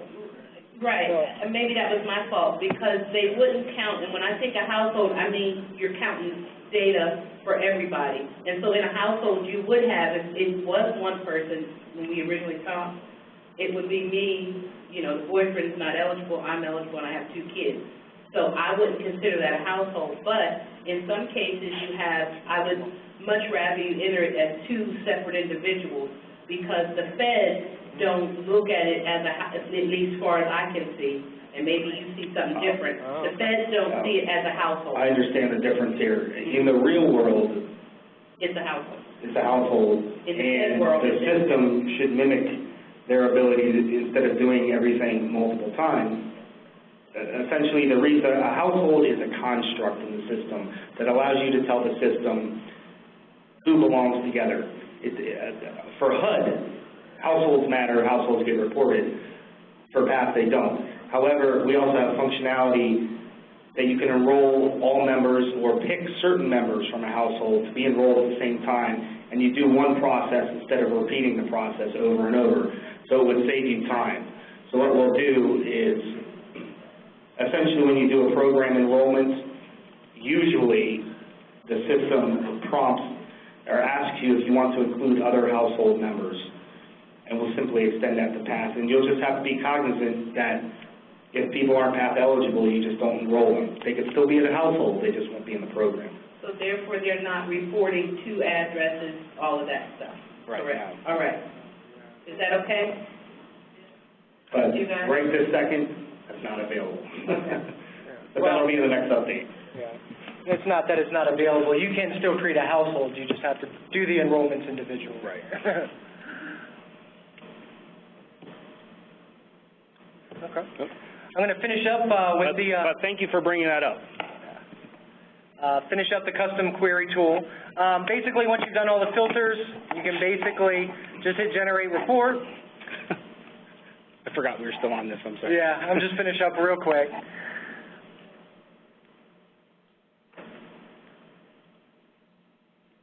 And this data, unlike the back office reports, which are kind of built to be viewed right there on the screen, these are kind of long kind of reports that have lots of data. They're kind of meant for analysis outside the system. We definitely recommend using the export option. Pick Excel, hit the export. It'll be a lot easier to read. Play with that, a bunch of different templates. Also, if you got a favorite one, all you have to do is enter a name, hit Save New, and then it's in the system. So when you come back in, all you have to do is click on it, and it'll automatically reload those filters again. So if it's a really complicated one, you don't have to spend 10 minutes re-entering it. You just have to quickly pick it, hit generate, and you've got your data. That's it. One other thing I want to mention that kind of does it for the actual system training. We do have some help and support links here down in the help and support area. If you need to email for support, you can click that. It'll kind of pop up email address information, as well as click here to send for an email. It'll come straight to the help desk, basically myself. Here's also a link to the New PA website right here. And it's not only the New PA, it's New PA, the HMIS website. We have a ton of information on it, from documentation, the client consent forms, user agreements, new user setup, as well as down here we've got, as Dan mentioned, we've got about 16 hours of training on the website for the grant funding sources, and actually we just have the PATH stuff got added this morning, so that can be viewed. Those are just the trainings that we've given out. This is being recorded, so hopefully within next week we'll get it edited, get that up there so everybody can actually listen to it, or parts of it for today's training. A bunch of feature guides, a bunch of information there that kind of provides a ton of information for whatever feature you're doing within the system. Also want to kind of show you, well, if you don't have access to that web page through the system, here's our website, www.newpa.com/PAHMIS. That will take you directly to the same page. We usually try to get people to go there. It's a great resource. We always try to keep it updated with the latest training materials. We also have copies of all the forms, standard operating procedures, release of information, privacy policy. Everything is right there on that one page. Well, that does it. If anybody has any questions about the HMIS system, kind of setup, functionality, I'm the guy to contact. The HMIS is the help desk. There's my email address that kind of comes to the help desk, or you can give me a call at the number there, 214-5326. Any questions about the PATH program requirements? I'm sure you guys know, contact Amanda at DPW. If anybody has any questions, we'll go ahead and field them. And real quick, while we're giving out email addresses, I don't know why we didn't put mine on here. I'm typically less available than Brian is. He's dedicated to just the help desk stuff. But certainly you can elevate something to me if you need. My email address is Daniel Fox without the L, so DANIE, F as in Frank, OX, at PA.gov. I think we had a question back here. It's not really a question, it's a comment. Yes. I just wanted to let Brian know how much we appreciate. I work for no nursing agency, and Like all, it has been such a tremendous help. I appreciate it. I think Jimmy had you on speed dial. I have them on speed now too, trust me. I work a lot in the design and complying with regulations and, you know, essentially a lot of the front end stuff, but Brian is this guy definitely day to day who figures out all the weird little idiosyncrasies and ways people try to use the system. He's awesome. Brian, you've been extremely helpful, and the system has improved all the time. Thank you. We've working hard. We got a ways to go, but thank you very much. Yes. Yeah, I got money for you up here. We get the PowerPoint electronically printed off. Yes, actually, and Amanda did bring that up, the version that again, you guys are on a different group. Usually everyone always wants the note handouts. We'll also print out the full, or post on the website here, the full PowerPoint. You can see the slides full page. Yeah, and this is kind of the abbreviated one. We actually have one that's took a while to do. 147 slides. 159 slides, so it is a complete unabridged reference for path usage. So we'll post that on the website as well. So, and it's also got note sections, not just slides, but notes. So that'll be up there through if you want to kind of dig through it. You're more than welcome. Absolutely, yeah. It's pretty much 75% screenshots. Yeah. Can't believe you guys aren't running for the hills yet. Any other questions? I mean, we're not. Obviously, we got done a little early, so you guys can make it home, but we're not planning on running away scared, so if you have questions, we'll be up here. And also, if there's anybody that hasn't worked with HMIS, that you know that you're coming on a board with those PAP provider forms, we have them up front. Come pick them up, fill them out, so we can get you aboard.